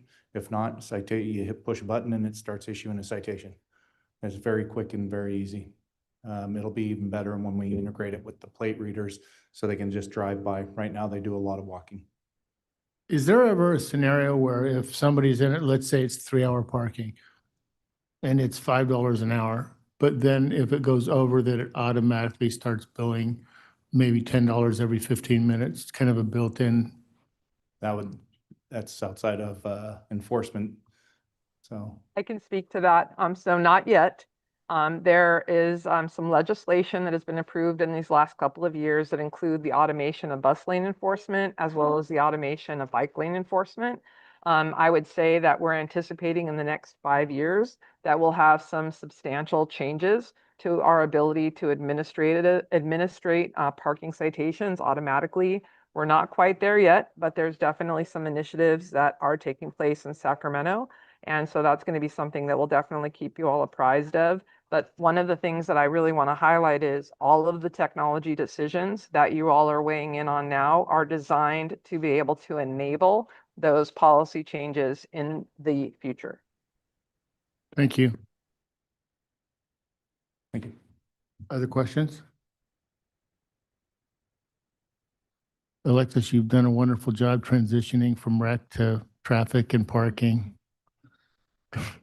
I feel sorry for you. If you're getting ready to vote, before we do, I wanted to thank Julie, Alexis, Jane, the IPS team who's here with us, but just off screen right now, because they've really been helpful in developing Public, this. right? Yeah. No, but thank you for bringing that to our attention. I know everybody's been working very hard on this. So are there any public comments on this agenda item? See, I was thinking ahead. None, okay. Close public comment. Oh, Zoom. Question to Julie. Oh. No Zoom? We're not very popular tonight, okay. And by the way, thank you again, Julie. It's really impressive, all the information that you have. Would a good next step potentially be, because it's great that we're going to be able to integrate all this stuff, but almost to have like a roadmap of what all the technologies are out there and kind of figure out like coming up with an action plan of how we could fully realize the full potential of this, looking at all the technology solutions available. But maybe in some instances, as you said, in some areas, we'd want to wait a little bit because it's getting closer for something that could be even better. Like, is that something that you would recommend from our perspective of ensuring that we can kind of proactively integrate this whole approach and bring in all the right vendors and integrations, as opposed to kind of letting the process play out without that? Like a product map and Yeah. phasing and stuff like that. I think it never hurts to obviously have a documented roadmap. Absolutely. I will say this, though, you have a very active staff that have very much stayed in tune to the industry standards. And so I do think that they have a great guideline, especially with their work with the police department. It never hurts to have documentation. The key here is really flexibility, is because as the innovations happen, you want to be able to have some of those adaptations and opportunities. The real key is making sure that you always bring on vendors that have those integration capabilities, that have those open platforms. And that's really what we wrote into the specification, to make sure that the city is safeguarded, that you own the data, you can do what you need to do with the data. And those are all those factors. So I think you've got a really great foundation. And I think that we've outlined the concepts throughout the specification process. And if there's a more formal roadmap, that's something that, again, working with staff is very manageable to have as well. Cool.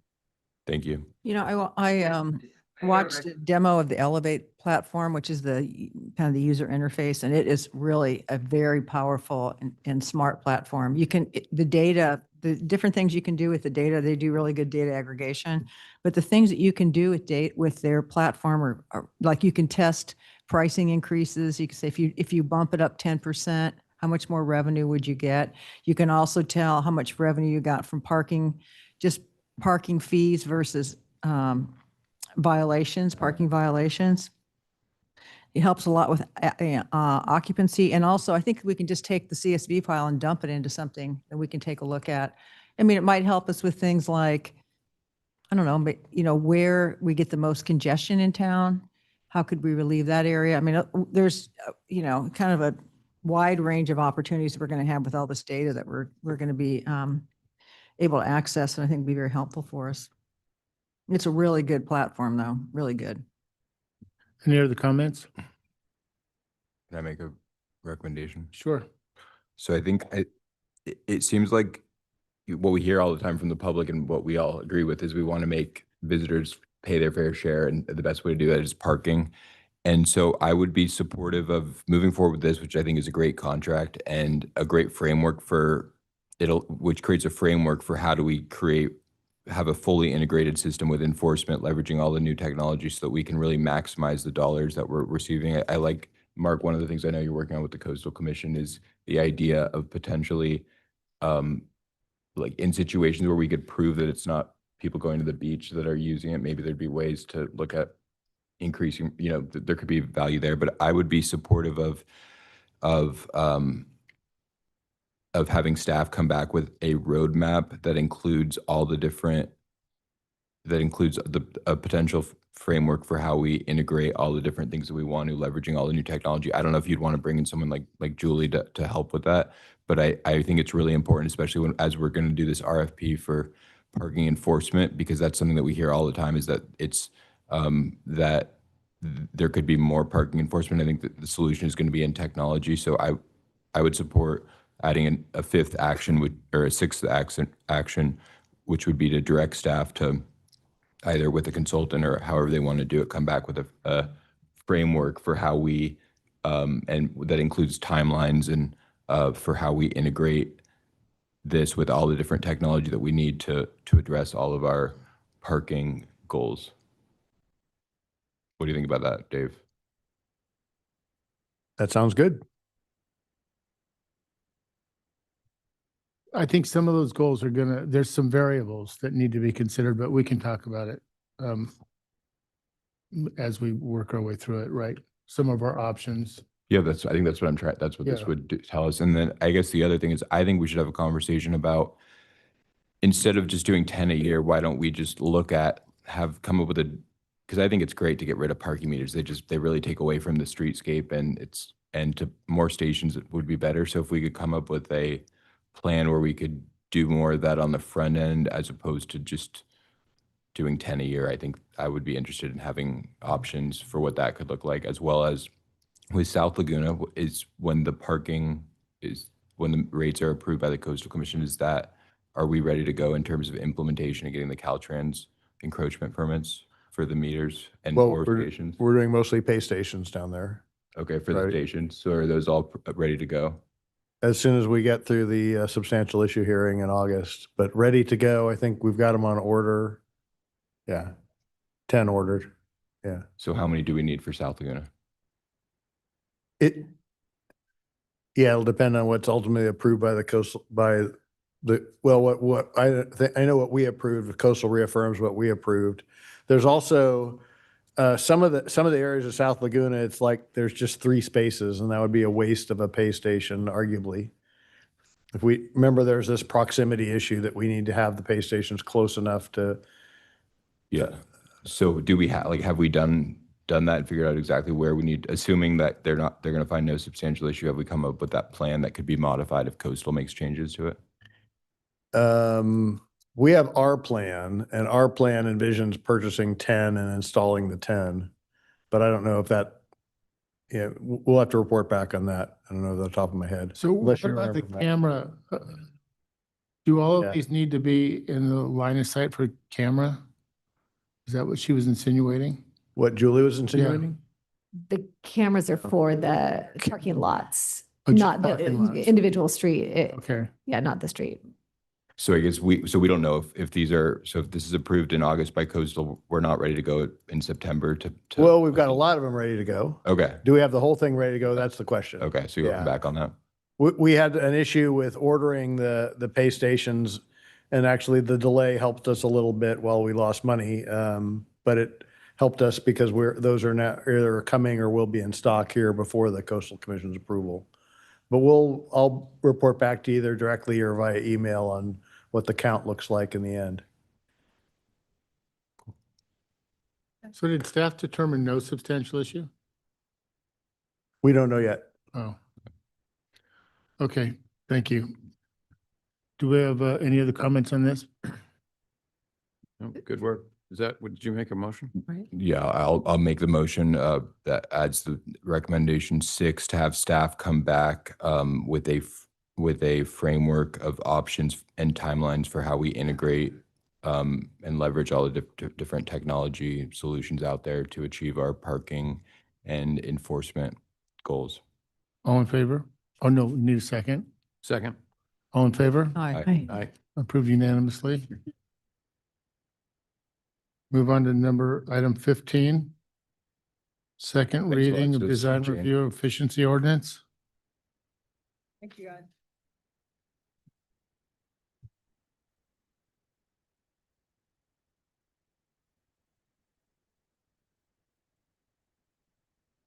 So we'll open the public hearing and move to the staff presentation.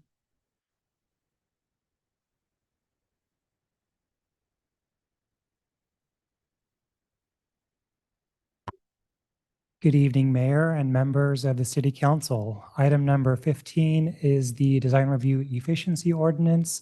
And the Efficiency Ordinance, I will be giving just a brief presentation to introduce the item. And with me here this evening to answer any questions is Jane Abzug, Assistant City Attorney. I'll start by briefly recapping the primary purposes of this item. The DR Efficiency Ordinance and the Efficiency Ordinance are intended to do 4 things primarily. First, we worked really hard to get out of a planning application backlog, and we don't want to find ourselves falling behind once more. That's hard on all involved. Second, we want to improve how we process planning applications. The goal is efficiency, but without compromising on good government oversight. Third, we do have a really talented and committed planning team here at the city, and we want them to focus more of their time and attention on those projects where their expertise truly does make a difference to the community. And fourth, changes in state law related to housing projects has forced the city's hand. And some of the changes that are proposed in these ordinances do allow us to be as protective of the city's interests as possible. We covered this timeline at your last meeting on June 23rd. So I'll jump right to the end of the timeline on the right here, which is where we find ourselves. This is now our 10th meeting or workshop on this project. Although it's been a bit of a road to get here, we've appreciated all of the public input on this project. It's led to a lot of different iterations and revisions to the ordinances, and we're really happy with the final work product and think the ordinances before you for second reading and adoption are all the stronger for it. And at your last meeting on June 23rd, that is when this City Council passed and approved the first reading of the 2 ordinances. So in addition to the second readings for the adoption of the 2 ordinances tonight, staff is also presenting an urgency ordinance version of the DR Efficiency Ordinance, which would allow the city to begin implementing the changes during the Coastal Commission's LCP amendment process. We're not recommending an urgency ordinance for the efficiency ordinance because that ordinance is not subject to an LCP amendment, and we can go ahead and start implementation of that ordinance within 30 days of adoption. In order to adopt an urgency ordinance, the council would need to pass a 4/5 vote. The findings for the urgency ordinance generally point to the extended review timelines that the city is expected to go through as the Coastal Commission reviews and certifies the LCP amendment.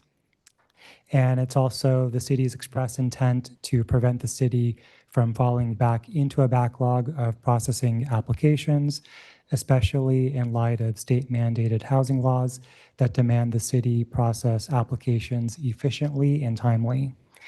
Lastly, the city has a design review guidelines document, which is intended to assist applicants, staff, and decision makers with their understanding of how the design review criteria are to be applied to projects. That is one of the components of the city's certified LCP. So one recommendation before the council tonight is to adopt a resolution directing that the Coastal Commission certify an LCP amendment to update that document in order to track with the DR efficiency ordinance, which does consolidate certain design review criteria. Next, I wanted to provide a few initial staff responses in light of the public comments that were submitted for tonight's hearing. One just generally pertains to the administrative design review process and noticing requirements for that process. Wanted to start by indicating that the process that's in the ordinance before you tonight is designed to mirror an existing process that we have in place today, and that is the city's process for administrative coastal development permit applications. Interested parties would have 15 working days to request a hearing if we are starting off that process with a public hearing waiver process. So we don't immediately waive the public hearing. We start by soliciting interest in holding a public hearing.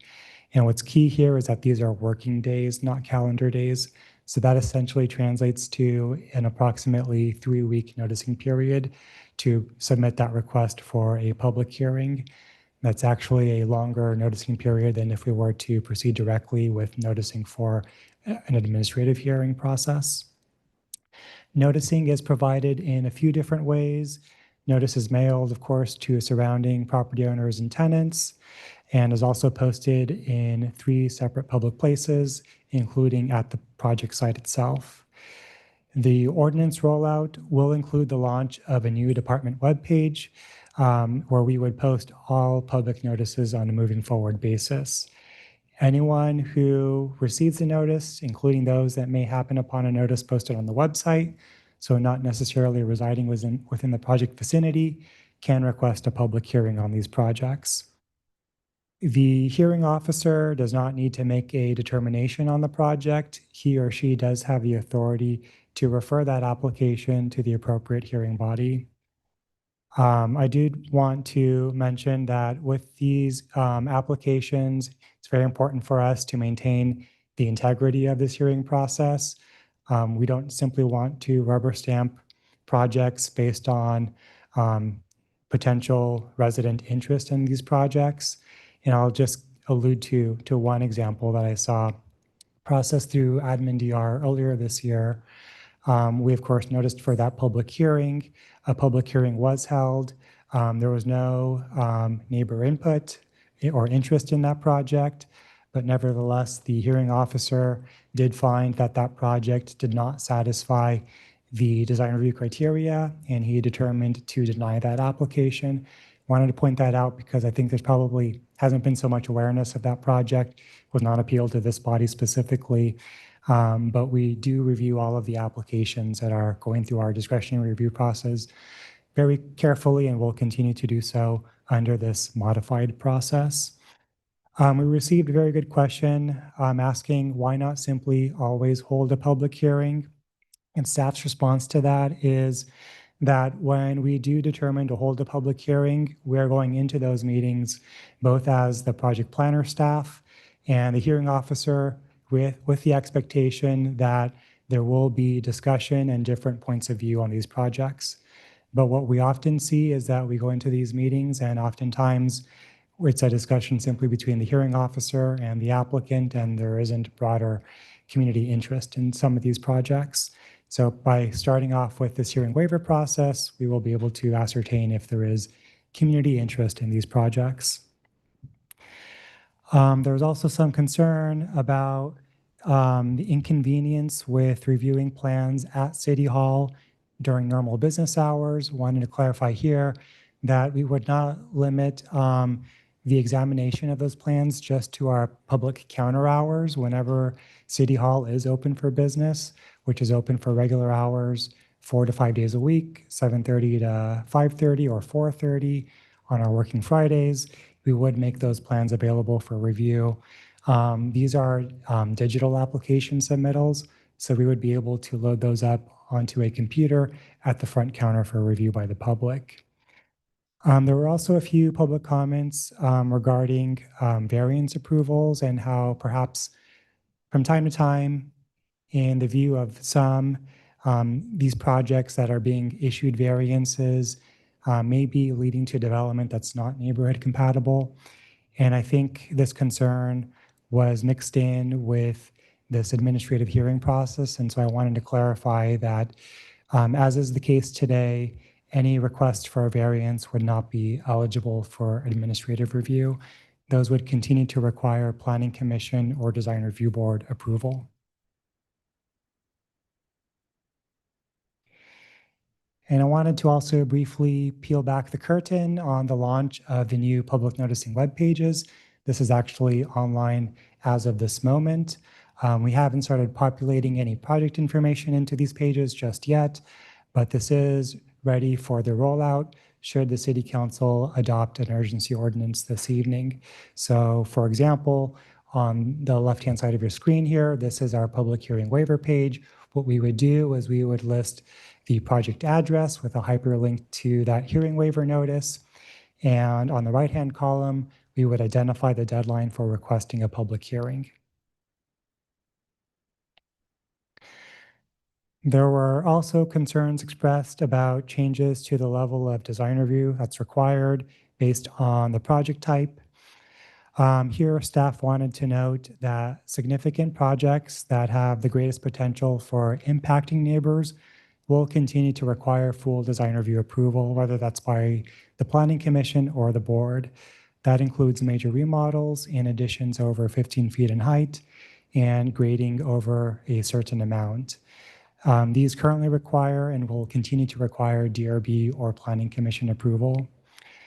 When I look at our buckets of projects that are proposed to be subject to administrative design review, the project type that I expect to generate the highest levels of engagement and also neighborhood interest are projects for elevated decks.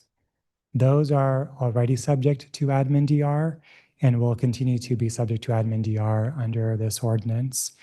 And one thing I'll point out here is that elevated decks are not eligible for a public hearing waiver. Those would always require a public hearing and staking as well. Concerns were also expressed about design review exemptions, specifically for projects affecting prior design review approvals. I wanted to point out to the council and to the public here that changes to design review approved plans that the director is specifically authorized to make are generally ministerial in nature. They relate to non-substantive changes to those projects, and the code includes required findings in order to approve those changes administratively. And just to highlight a few of those, the director or designee would need to find that those changes are consistent with the zoning code, do not require a variance, for example, that those changes have no effect on the prior CEQA determination on that application, and that those changes do not involve a feature of the project that was addressed either through direction between, say, first and second hearings on a design review application, or was subject to a condition of approval imposed on a final decision, or was specifically considered by the review authority through their recited findings.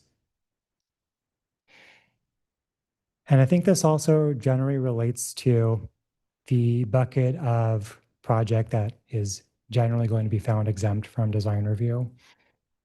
Here I wanted to point out that city staff would continue to have the authority to refer exempt projects up to either the board or the Planning Commission, and there's additional guidance in this ordinance to city staff for when this discretion might be utilized. It's when, for example, a project may alter significant physical characteristics within an area that may be unusually sensitive or highly visible. The project may create impacts on surrounding properties based on staff review of project issues identified in prior design review proceedings. So city staff, as part of its application review process, will be reviewing very thoroughly all property file records, whether that be design review board meeting minutes or written public comments that were submitted prior to a public hearing. And then I just wanted to close by saying that adoption of this ordinance, should you choose to adopt this evening, it doesn't by any means set in stone in perpetuity these code provisions. Whether we wanted to recommend changes to the Coastal Commission as part of the Coastal Commission's review and certification process, or through future local ordinances, whether that be through a permanent ordinance or through a superseding urgency ordinance, the City Council certainly has the authority to make future changes. This is perhaps what I would characterize as the third phase of design review streamlining that we've gone through in my time here at the city. I've seen similar concerns about process changes in the past. We processed a phase 1 streamlining ordinance in 2019 and a phase 2 in 2021 or so. And in my experience, the implementation of those changes have gone quite well. I know that there were some concerns at the time expressed that we were being too aggressive with the changes being proposed. I think I've seen similar concerns expressed here, and those concerns are certainly valid and sincerely felt. City staff wouldn't feel comfortable putting before you changes that we felt were too aggressive. We feel confident in the changes that we're proposing, that they do strike the right balance for this community. And with that, that takes us to our recommendations, which are to pass the second readings of the 2 ordinances before you, and also to adopt an urgency ordinance of the design review efficiency ordinance. City staff is also recommending that you adopt a resolution directing for an LCP amendment to update the residential DR guidelines. And finally, to find your actions this evening exempt from CEQA under the Class 1 categorical exemption, or alternatively, find the action statutorily exempt from CEQA. That will conclude the staff presentation, and we are available for questions. Thank you. Thank you very much. Thank you for a great staff report. Are there questions of staff from council? None? I have one just for Matt. Matt, you and I had a discussion yesterday regarding the potential for adding a noticing clause in here. It wouldn't require the typical mailer, but it could just be based off of the residents that were concerned or had given their emails regarding the project. Yeah, I could expand on that. I think it was in response, there was some concern for projects that are approved with a formal design review that the director made a modification in the future without notice. One suggestion is we maintain an interested parties list, which we do anyway for projects. So those would be people emailing comments into the design review board or planning commission. And we could also modify our sign-in sheets as well, making sure we're capturing the emails. And then we could notice when a modification is being proposed and give some period of time for them to make a comment about that. Great. To avoid the need to do a formal noticing service. Yeah. Great. Thank you very much. Okay, well, if there's no other questions of staff, then I'll open it up for public comments. Are there any public comments on this agenda item?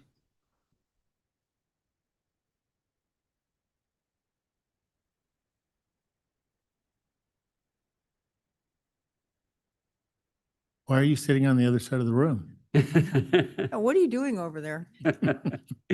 Well, good evening. Merrill Anderson, President, Village Laguna.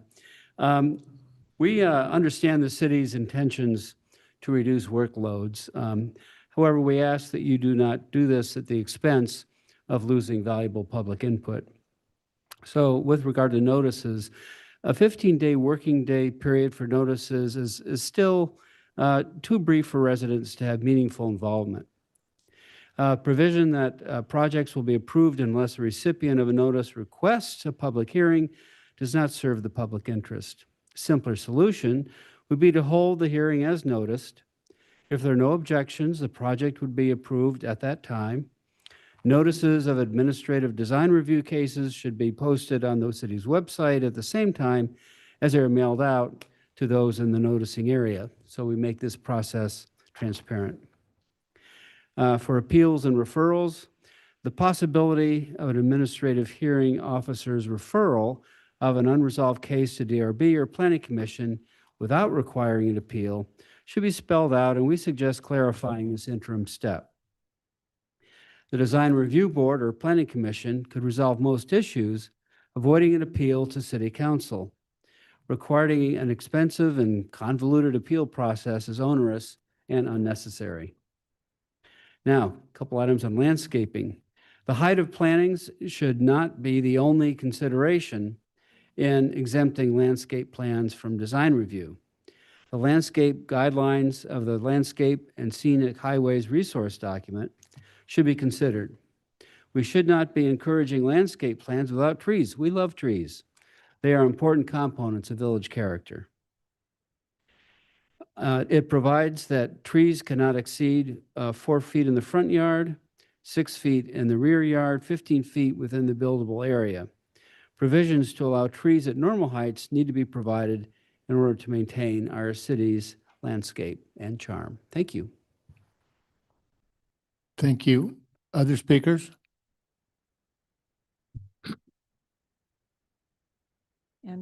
And Christoph,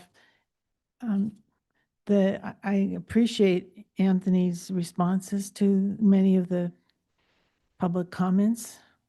I'd like to just ask for some additional items onto what he had said. The noticing cards that are being sent out, they used to send out an 8.5 by 11 sheet of paper with a normal sized font that normal vision can read. Now they send out a postcard, and the back of the card, the font is minuscule, to say the least. You need really good glasses to read it. And the front of the card that I recently got just said, the city council will be having a hearing on X date. It starts at 5 p.m. The front said nothing about an address or what the project was or what was going to be the subject of the hearing.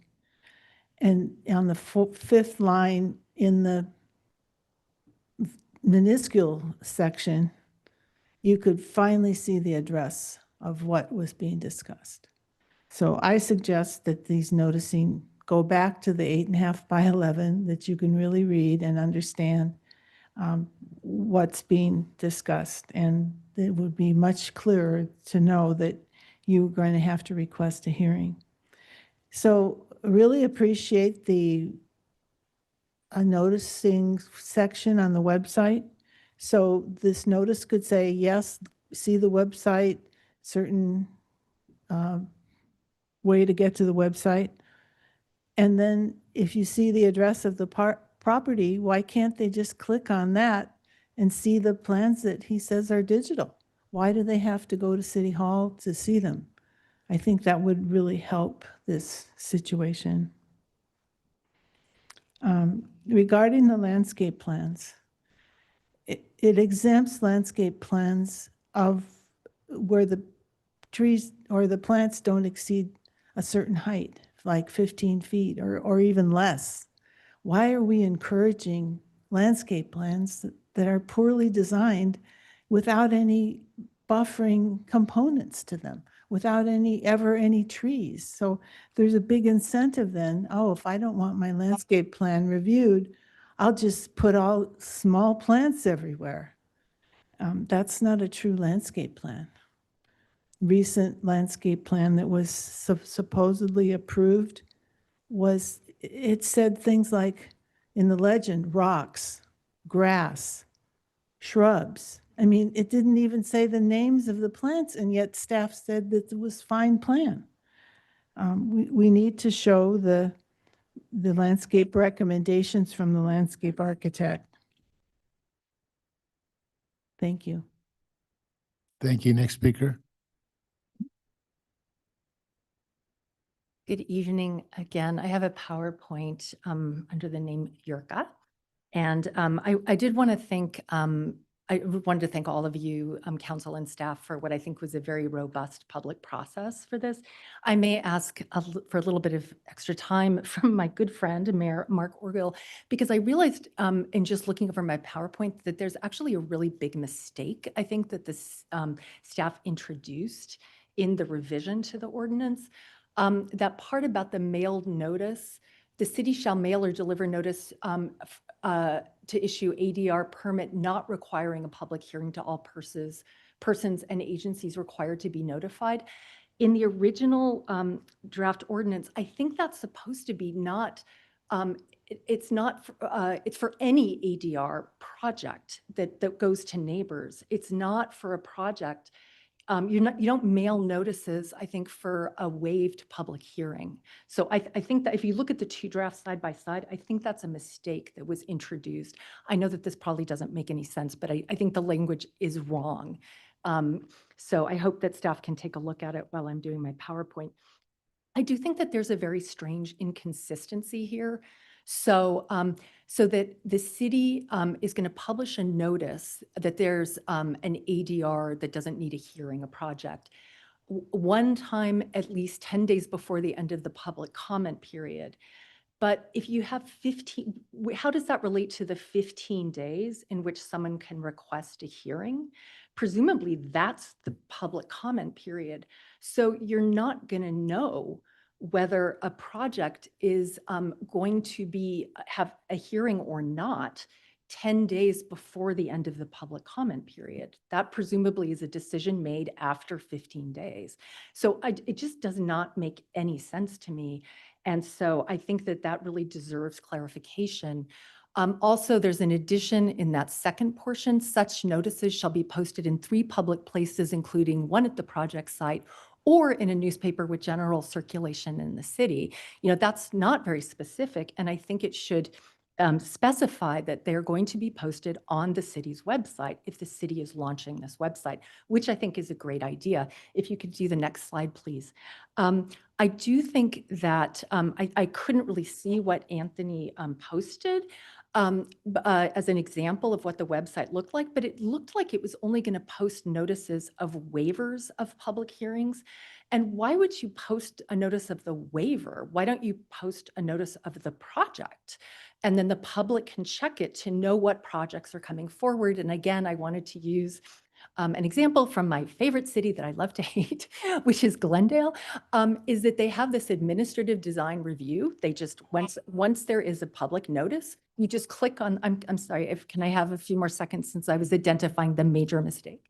You just click on the blue link and it just takes you to the public notice, and they have it for administrative design review board projects, and planning commission. It's a really simple way to have the notice, public notice, just available in one location. And I really urge you to adopt that. And I'm available if you have any questions about like that kind of rounding thing. But I really think that I think that those are inconsistencies that don't make sense. And I think there's a mistake.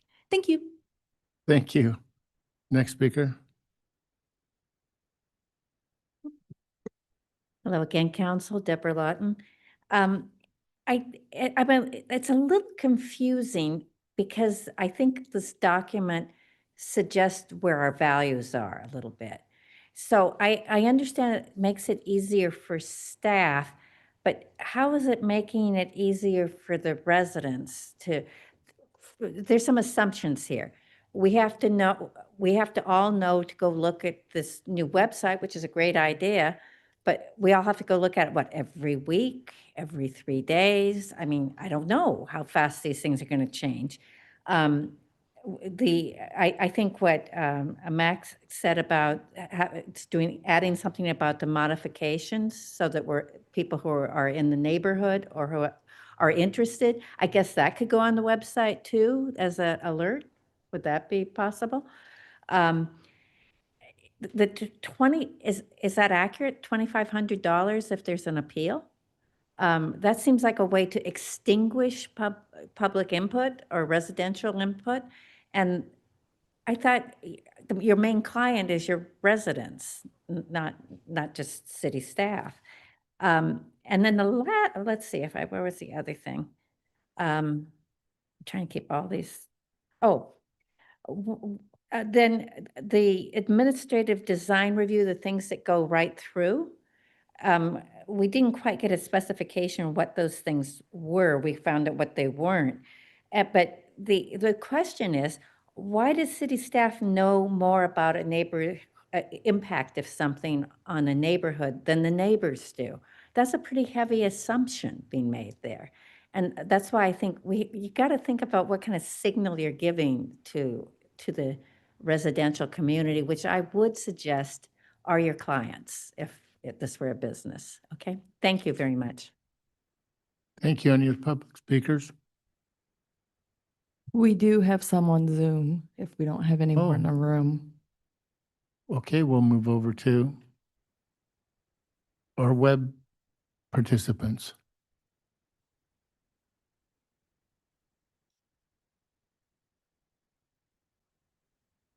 Okay, Matt, you can go ahead and unmute yourself and speak. Good evening. First of all, I'd like to thank everyone for their concern. Things weren't quite as bad as they looked, and we're feeling fine this evening. And I'd like to welcome everyone as per the discussion of the density of ice cream shops. Today happens to be National Ice Cream Day, so I hope we can all get down to South Swell before it's too late. In any case, prior to spending a dozen years or so on the EDPC, I spent 5 years on the Design Review Task Force, which was the first major attempt at just DR reform, certainly in the 25 years that I've been involved with the city. And I think that Matt and particularly Anthony and the team have done a remarkable job of balancing the interests of residents and developers and people in the development community. And I think these changes are long overdue. I think they're necessary. And I think they are important from the standpoint of not overloading the system to the point where, as we've seen, literally by the time a planner fully understands the complexity and nuances of our Title 25 with all its convoluted kind of regulations built upon other regulations, they're almost ready to retire. And that really makes for a very difficult job of trying to properly advise the board, applicants, and other interested parties.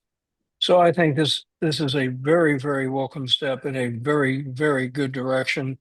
And I would hope the council would see fit to adopt this on the second reading. Thank you. Thank you. Any other comments online? Yes. Amy, you may go ahead and unmute yourself.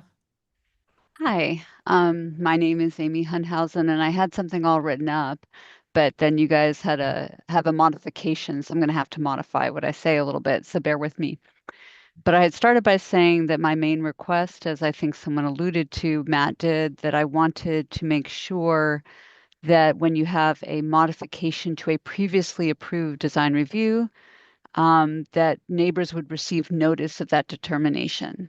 I wasn't asking for a new hearing or a new approval process, but just notice. Because the design review approvals are not casual, they're the product of public hearings where neighbors and applicants and staff negotiate a balance between development rights and neighborhood impacts. So in order to avoid the risk of something awry happening, maybe due to a misunderstanding or a missing record, I thought, okay, the notification would be important. Now, I believe Matt just said, hey, what about an interested parties list? I would wonder, how do I know if I'm on it? How do I make sure that's not overlooked? I am curious, there is a website I stumbled upon, is it Citizen Connect, where you can go on there and in theory ask for information about permitting status and so forth for a property and ask for an alert. I have no idea if this works, but I wonder if either that can be used or something similar. Basically, what is it? If I'm an interested party, which I am, I want to know if someone is thinking something will be modified to make sure that the community development director has the pertinent information. And I think Anthony was presenting a website that had that sort of in mind. And I think there's no technical barrier. I'm an engineer. There should be no technical barrier for the software to find software that can do this. But yeah, in theory, what I'd like to see is statuses of things where permits that were previously issued, that there's a proposal to modify them, and that I can get an alert when that happens. Because otherwise, the 14-day window to appeal is absolutely meaningless. Because the modification could happen without me ever even knowing about it. One other quick thing is just a drafting inconsistency I think I saw in section 25.05.040B2. The list of projects that are exempt from design review should explicitly state that modifications to prior design review approvals are not included in that particular section. Because those are supposed to be governed separately under 25.05.060. As it is written, the two sections can be read as contradictory, and that ambiguity could invite litigation down the road. So thank you, Matt, for entertaining my concerns earlier, and that's all for me. Thank you. Any other online? There are no other online. Okay, then we will close all public communications and bring it back to council for comments. Before I do that, does staff want to address any of the questions or comments from the public? Sure. I think maybe Jane and I both want to address a few of the public comments this evening. Regarding the Landscape and Scenic Highways resource document and consulting that document when approving landscape plans, because those are recommendations, what staff would do is when we're taking a discretionary action on a landscape plan, we would certainly consider those recommendations on something that's more ministerial in nature, that is more subject to the objective standards in the municipal code. But certainly that is an important document that the city references in its design review applications. And the landscape plan will still require full design review board approval on our more significant projects here in the city. So if you are proposing a new home, you're presumably redoing your entire front yard and backyard landscaping, and that plan would not only be reviewed by city staff, but it would be presented to the design review board for their discretionary review and approval. And that time it would certainly be appropriate to consider whether the landscape plant palette should be potentially modified to make use of some of those recommendations. There was some concern expressed about the noticing the use of the city's postcards and the font size and readability. That concern's acknowledged. I think we have been exploring other potential options for public notice. So I think more to come on that, but we're aware of the concern and certainly want to do the best that we can to provide clear public notice.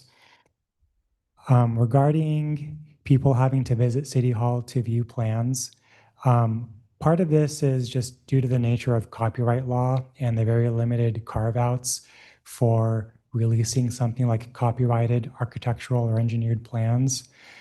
So that is why staff is proposing to make those plans available for review at City Hall during normal business hours.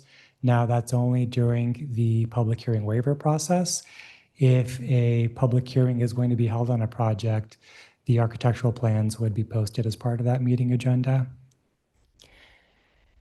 There's also a question about the landscape design review triggers and how certain thresholds for landscaping might discourage applicants from proposing taller landscaping, taller trees on properties. And the reason for that is we wanted to ensure that anything that's going to be exempted from design review really is going to have next to no potential for a view equity concern with that landscaping. Now, if someone wanted to plant a tree on their property, that would be subject to admin DR. And since we are introducing a public hearing waiver process, we may not need to hold a hearing on that request to plant a tree on the property. What I've found is that from time to time, some people don't want to pursue projects that require a public hearing. So that's maybe more of a middle ground to encourage applicants to consider integrating trees into their landscape plans if they want to provide shade on their property, for example. Kathy Yurka had a few comments that I think Jane and I both wanted to address. I'll perhaps address just one of the comments and then turn it over to Jane. Regarding the launch of the online website where we would post public notices, those notices would include both the public hearing waiver notices and also public hearing notices as well. And that would include all notices that our department's responsible for preparing. So it includes not just administrative hearing notices, but also planning commission notices, design review board notices, council notices, heritage committee notices, and others. I think there was also a comment about codifying this requirement to post the notices online. My one concern with that is that we can't really control the availability of the website 24/7. If the web host happens to go down and we fall short of our legal noticing requirement, and that could jeopardize the hearing process. But it's staff's intent and it's our good faith to maintain this public website as a way of providing more transparent public noticing moving forward. Thank you, Anthony. In terms of the waiver of a public hearing requirement that is proposed to be used for administrative DR, I did want to note that it was intentional by city staff to include the noticing for the waiver process as well. And this is based on due process considerations. We wanted to treat the waiver of the public hearing the same way as the actual public hearing itself, since it is affecting, property rights of those in the community. And so there is this new mailed notice and published notice provisions that are specific to the waiver process. And with the mailed notice and the posted notice, it's written to track state law, which is why the reference to 10 days exists. So at least 10 days before the end of the public comment period, that notice will be given. But ultimately, when read together with the next line that there will be 15 days in the comment period, city staff is expanding that further to the 15 working days.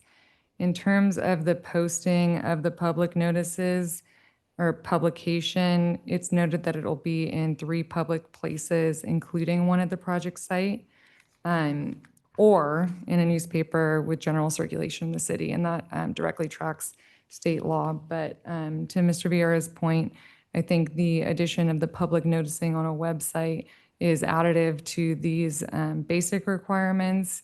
And I think actually it'll be a great tool for members of the public and city staff. To add on to Mr. Vieira's comment with respect to the architectural drawings, there is the provision of state law that authorizes a city to release copies of architectural drawings during a public hearing. I'm hesitant to read that into the waiver process, but in the alternative, you can include a site plan. So I think at a minimum, in accordance with state law, we could include a link to a site plan, even if those are not like the full architectural drawings that are copywritten. And then additionally, we could explore options through the application process to have a waiver provision to see if we could then also include that to expand it to official architectural drawings. So it's easier for the public to remotely see what types of plans are being proposed for the waiver process. Thank you. Any questions of? So I think I followed that, but walk me through the process. I've got a project now, you're going to grant an administrative waiver. So walk me through the process. What happens? So city staff would create a notice, and that notice would include the statement that a public hearing will be held upon the written request of a person within 15 days of the date of the notice. It'll include the date of the notice so you can understand that 15-day period. It'll, identify whether and how it's appealable to the city council, design review board, planning commission, coastal commission.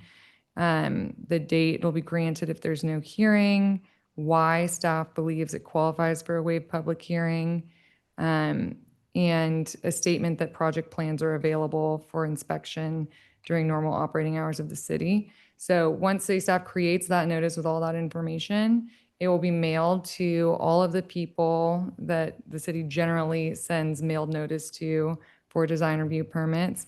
And then separately, it will be published.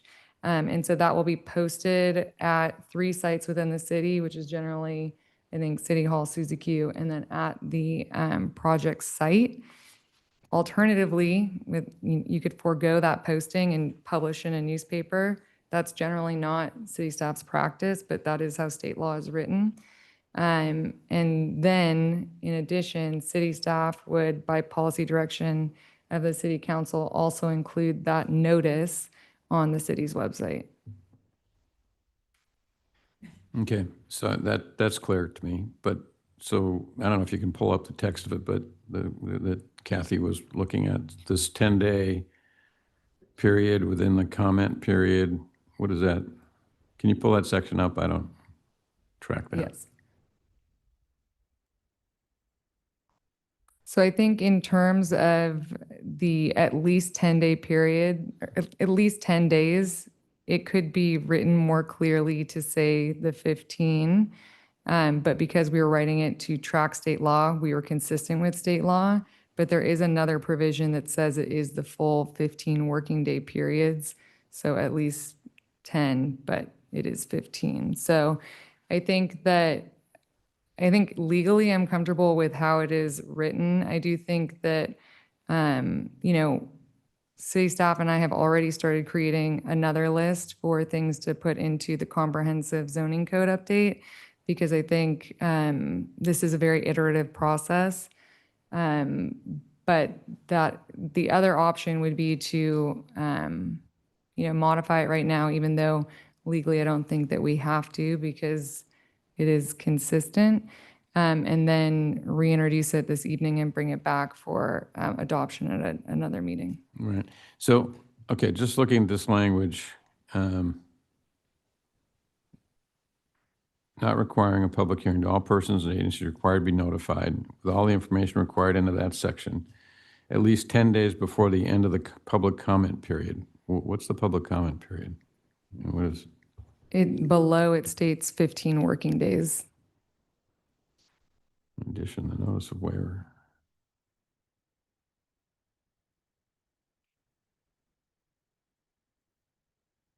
So it's not going to be, excuse me, it's not going to be deemed approved, and there's a section lower if you scroll, unless there is a 15-day working period and a request is submitted to the city.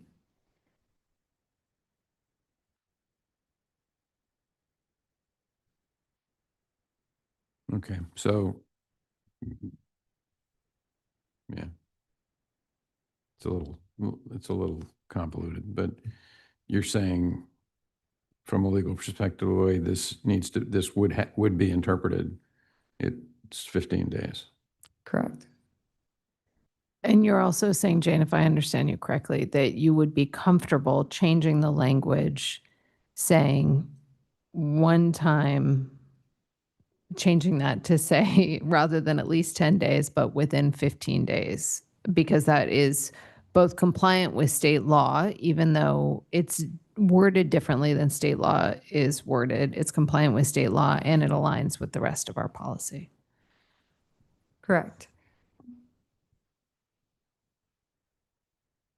So are you saying to state it twice, once to comply with state law and once in English?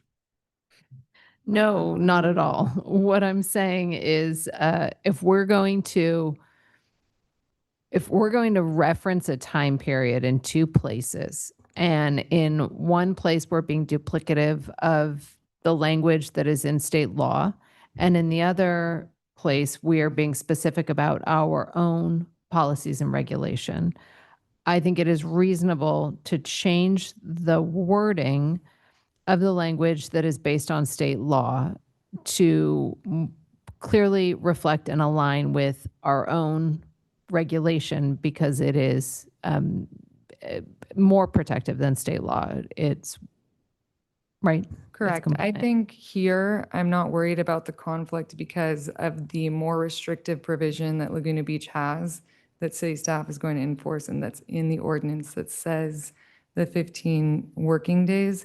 But I acknowledge the point that Ms. Yurka raised in terms of the wording. It could have been, it could have been made consistent throughout to be 15 working days in two places. The reason it was drafted with the 10 days was because we were trying to closely track state law. And so I think that this is something that city staff understands on how to enforce and will carry out. But why do we need to closely track state law? If we just want to provide in our ordinance something longer than state law, we've complied with state law. Right. So Correct. what about this? This suggestion, because this, for the urgency ordinance, this is replicated in the urgency ordinance. Why don't we, and this is the second, this is just urgency is coming to us for the first time. Right. What if we change the language and fix it? Because I'll tell you what's going to happen on those other ordinances is coastal's going to have changes and they're going to come back to us and we're going to have to readopt them anyway. It always happens. I think that's a great option. I think for the city council's consideration this evening, we can note in that section where it says at least 10 days, it would say at least 15 working days. I think that's a good idea. I support that. Other questions? So where are we then with the noticing that Amy mentioned? Do we feel comfortable with that? You're talking about the additional noticing Yeah, of the email. changes. If a change previously Yeah, approved. if I had if a it's question change. about that. I appreciate, Matt, your explanation of how we can address that by creating an interested parties list. I think Amy made a really good point that it would be good if there was a place on the website where people could sign up to be a part of that interested parties list. And I would be interested in staff exploring that option. I don't necessarily know that it needs to be written into the ordinance. We could certainly do that.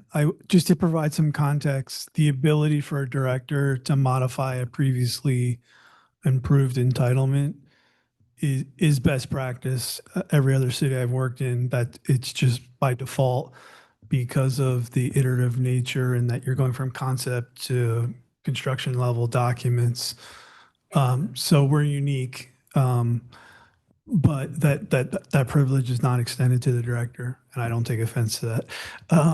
But if we were to have a open sign up for interested parties, that does create some management concerns for me and just oversight. What I had in mind is, obviously, if this is a previously approved project, you either engage through public comment through email, we would register you on the list, or you came and spoke at the meeting and we could capture your information that way. We could certainly do something more robust than that. I just would be concerned that there's an expectation that people can have this ongoing sign up for as an interested party.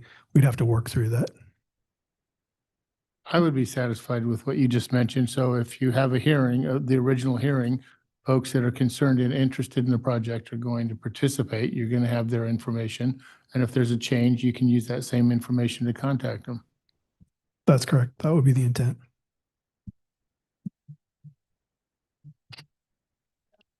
Okay, so Matt, not long ago, we talked about the appeal fee. And I was really surprised when you had mentioned the actual cost to do these appeals. Can you refresh my memory what that was roughly? Yeah, sure. So we did a cost study, I believe it was 2021. So in 2021 dollars, it was just shy of $7,000 to conduct an appeal, largely because of the staff time associated with it. I think our best guess is it's probably north of 10,000 these days. I did survey the other coastal Orange County cities. There's a high of slightly over 4,000 in Huntington Beach, and there's a low of 500 in Dana Point. if you average out the 6 cities, the average is $2,464. Thank you. And then, Jane, you had mentioned that moving forward, we could look at including some kind of a waiver into the application process to make plans readily available on an ongoing basis, the elevations and whatnot. Correct. Yes, we can modify our application materials for the waiver to extend to the public waiver process. And you think there's an opportunity for that to actually happen with today's, I don't know what the laws are. I just know previously we weren't able to do it because of copyright law. Right. I think that we can, at a minimum, include the site plans and research a modification to the application process to include the waiver. However, we already do it. We already have a waiver for architectural drawings, as I understand it, in our application submittal process. So it will just be modifying it to also include the public waiver process. Okay, thank you. Other comments? None? So how do we go about this? We do a motion including some of these things. What do we? So I think if you want to bring up the recommendation page or slides, and then for the recommendation relating to the urgency ordinance, include the modification to address 15 working days in the section relating to notice for administrative design review that was depicted on the screen, and then adopt that revised urgency ordinance, which become effective immediately. And then adopt the design review efficiency ordinance as is, which would include submitting it to Coastal Commission. And then in the iterative process with Coastal Commission, we can fix the issue with the 10 days versus 15 working days and any other comments that Coastal Commission has. And then to adopt the efficiency ordinance, which would become effective in 30 days after adoption. And then also the resolution amending the design review guidelines, which is also part of the local coastal program amendment with the DR ordinance that will be submitted to Coastal Commission. And then finding the action exempt from CEQA. And so then you can pick up the noticing that I've been talking to Matt about that Amy mentioned. Yes. And then, Mr. Mayor, if I may, I may recommend maybe doing a different motion for the urgency ordinance only because it requires that different vote total, such that if one of your colleagues may or may not agree, and that way we kind of clearly separate them. But once again, that's just my recommendation. If you guys would like to handle it all in one, you're more than able to do that. So you're suggesting that we make a motion for recommendations 1 through 3 and 5, and then a secondary motion regarding 4. That is correct, Madam Mayor Pro Tem. With, of course, the read-in changes of Madam Assistant City Attorney, should that be the will of the council. Go ahead. Okay, I would move the items 1, 2, 3, 5 as outlined in the recommendation. Second. All in favor? Aye. Aye. Passes unanimously. Then I will move the adoption of 4 with the changes as read by Madam City Attorney. We probably need 4 and 5. You know, both 4, I mean, so we kind of belt and suspenders it, but so sure, you can add 5 Oh, for that, okay. for that additional CEQA in the alternative statutorily exempt. It could not hurt. So, yeah. Okay, so as part of my motion, I will also include the recommendation number 5, finding that the recommended action is exempt from CEQA. Second.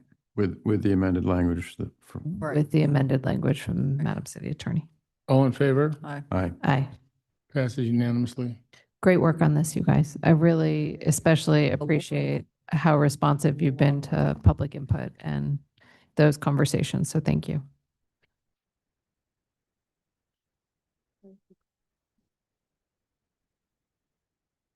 As we're switching staff members, Michelle's coming up. This next item is item number 16, which is a public hearing, but it can be a very brief one. I think Michelle's here just to present Plus, thank you for sticking around, as always. If you had any questions, this is a public hearing to do the levy of our annual sewer fee. It's the same fee as last time. There's no increase to it. And happy to take your questions or comments, or have Michelle had any statements to make. He said my whole entire oral report.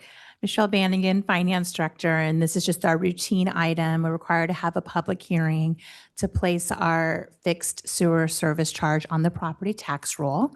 This year, for the first time, we hired a consultant, Koppel and Gruber of Public Finance, to compute those assessments for us.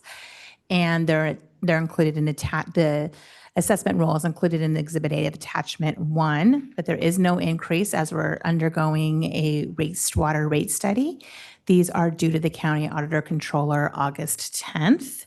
So we just have 3 recommendations: that you find this item is not subject to CEQA, that you conduct the public hearing, and then you approve the resolution included in Attachment 1 of the staff report that basically authorizes staff to send the assessment roll to the Auditor Controller to place on the roll. And that completes my staff report. Thank you. Are there any questions of staff from council? I'll just one quick question. Oh, sorry. Oh, go ahead. Go ahead. So because we have a wastewater master plan that identifies 100 million in investments, and that's likely going to lead to increases in rates. So is it in assessments? So would we not be able to make those changes until the next fiscal year? That is correct. Okay. Yes. To increase the rates would have undertaken a different Proposition 218 process. That's a whole different noticing process than the notice that we did on July 10th and 17th for tonight's public hearing. Yeah, no, and I appreciate the Prop 218 component. It's more of a technical question about how it works when you're putting it on the property tax rolls. Like, I'm assuming that once you put it on, you mentioned a date, August Yeah. 10th. So you wouldn't be able to change it for this fiscal year. So Now I understand your question. The reason why the city chooses to place it on the property tax roll is just so we don't have, in lieu of sending out monthly bills like Totally. Laguna Beach County Water District. If the city council were to change the rate structure in the middle of the fiscal year, you could direct the finance department to send bills that for the interim of the year, like the increase, if that were material, or we could just roll it all into the next fiscal year. So you had 2 choices. So basically, if you're assuming that we stay with the property tax approach, then the earliest would be the next fiscal year. July 1 of next year, unless the finance department did an interim billing Yeah. for the increase if we felt that was material enough. Thank you. Councilmember Whalen, did you have a question? No, I was just kind of curious. So, I mean, the bottom of page 3, it talks about, the report was prepared and then it's incorporated by reference as Exhibit A. I'm just kind of curious, there's 11,000 parcels. How is this transmitted? Is this transmitted electronically to the assessor and they just? It is. It's Yeah. in a particular format to their portal. Thank you. Other questions? None? I'll open public testimony. Any speakers on this item? None. We'll move on to the web. Are there any people? None? Okay. Any other questions? I'd move the recommended action. Let me close the public Oh, I'm sorry. testimony. Okay, go ahead. I'd move the recommended action. Second. All in favor? Aye. Passes unanimously. Thank you, Michelle. Thank you. Thanks, Michelle. Thank you, Michelle. Move on to 17, lot line adjustment, 2026-0960, and coastal development permit 2026-0961 at 647 South Coast Highway, and 610, 620, 636, 667 Sleepy Hollow Lane. So if you'd like a few seconds on it, this is where the recommendation is a table of public hearing, and that's because we believe that the lot line adjustment, it needs to be superseded by a parcel map. So we'll be bringing the parcel map back to you. And we didn't know that or realize that in time to cancel this public hearing. So the recommendation is just be tabled.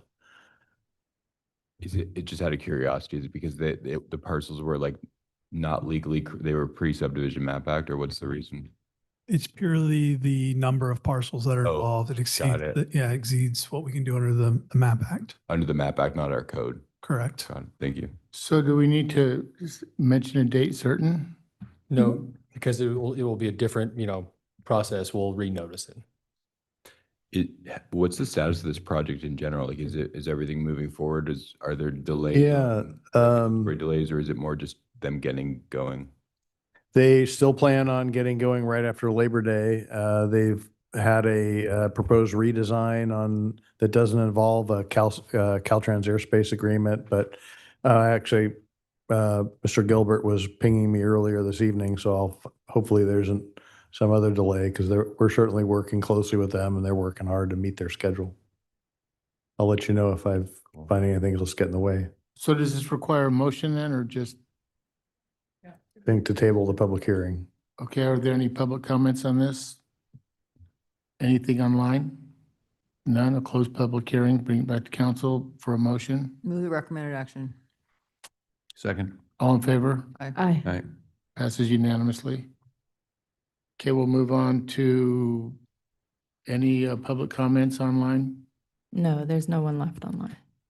Okay, then we'll bring it back to council for council member items. Alex, I believe you had something. Yeah, as I articulated during comments at the beginning of the meeting, I'd like to bring back for council's consideration a recommendation from the city of Laguna Beach to have the county add Aliso Creek to their pilot program that prohibits the use of, or the one-year pilot program related to glyphosate. I support that. I support it. What's wrong? You have good. Okay, that's good. Meeting adjourned.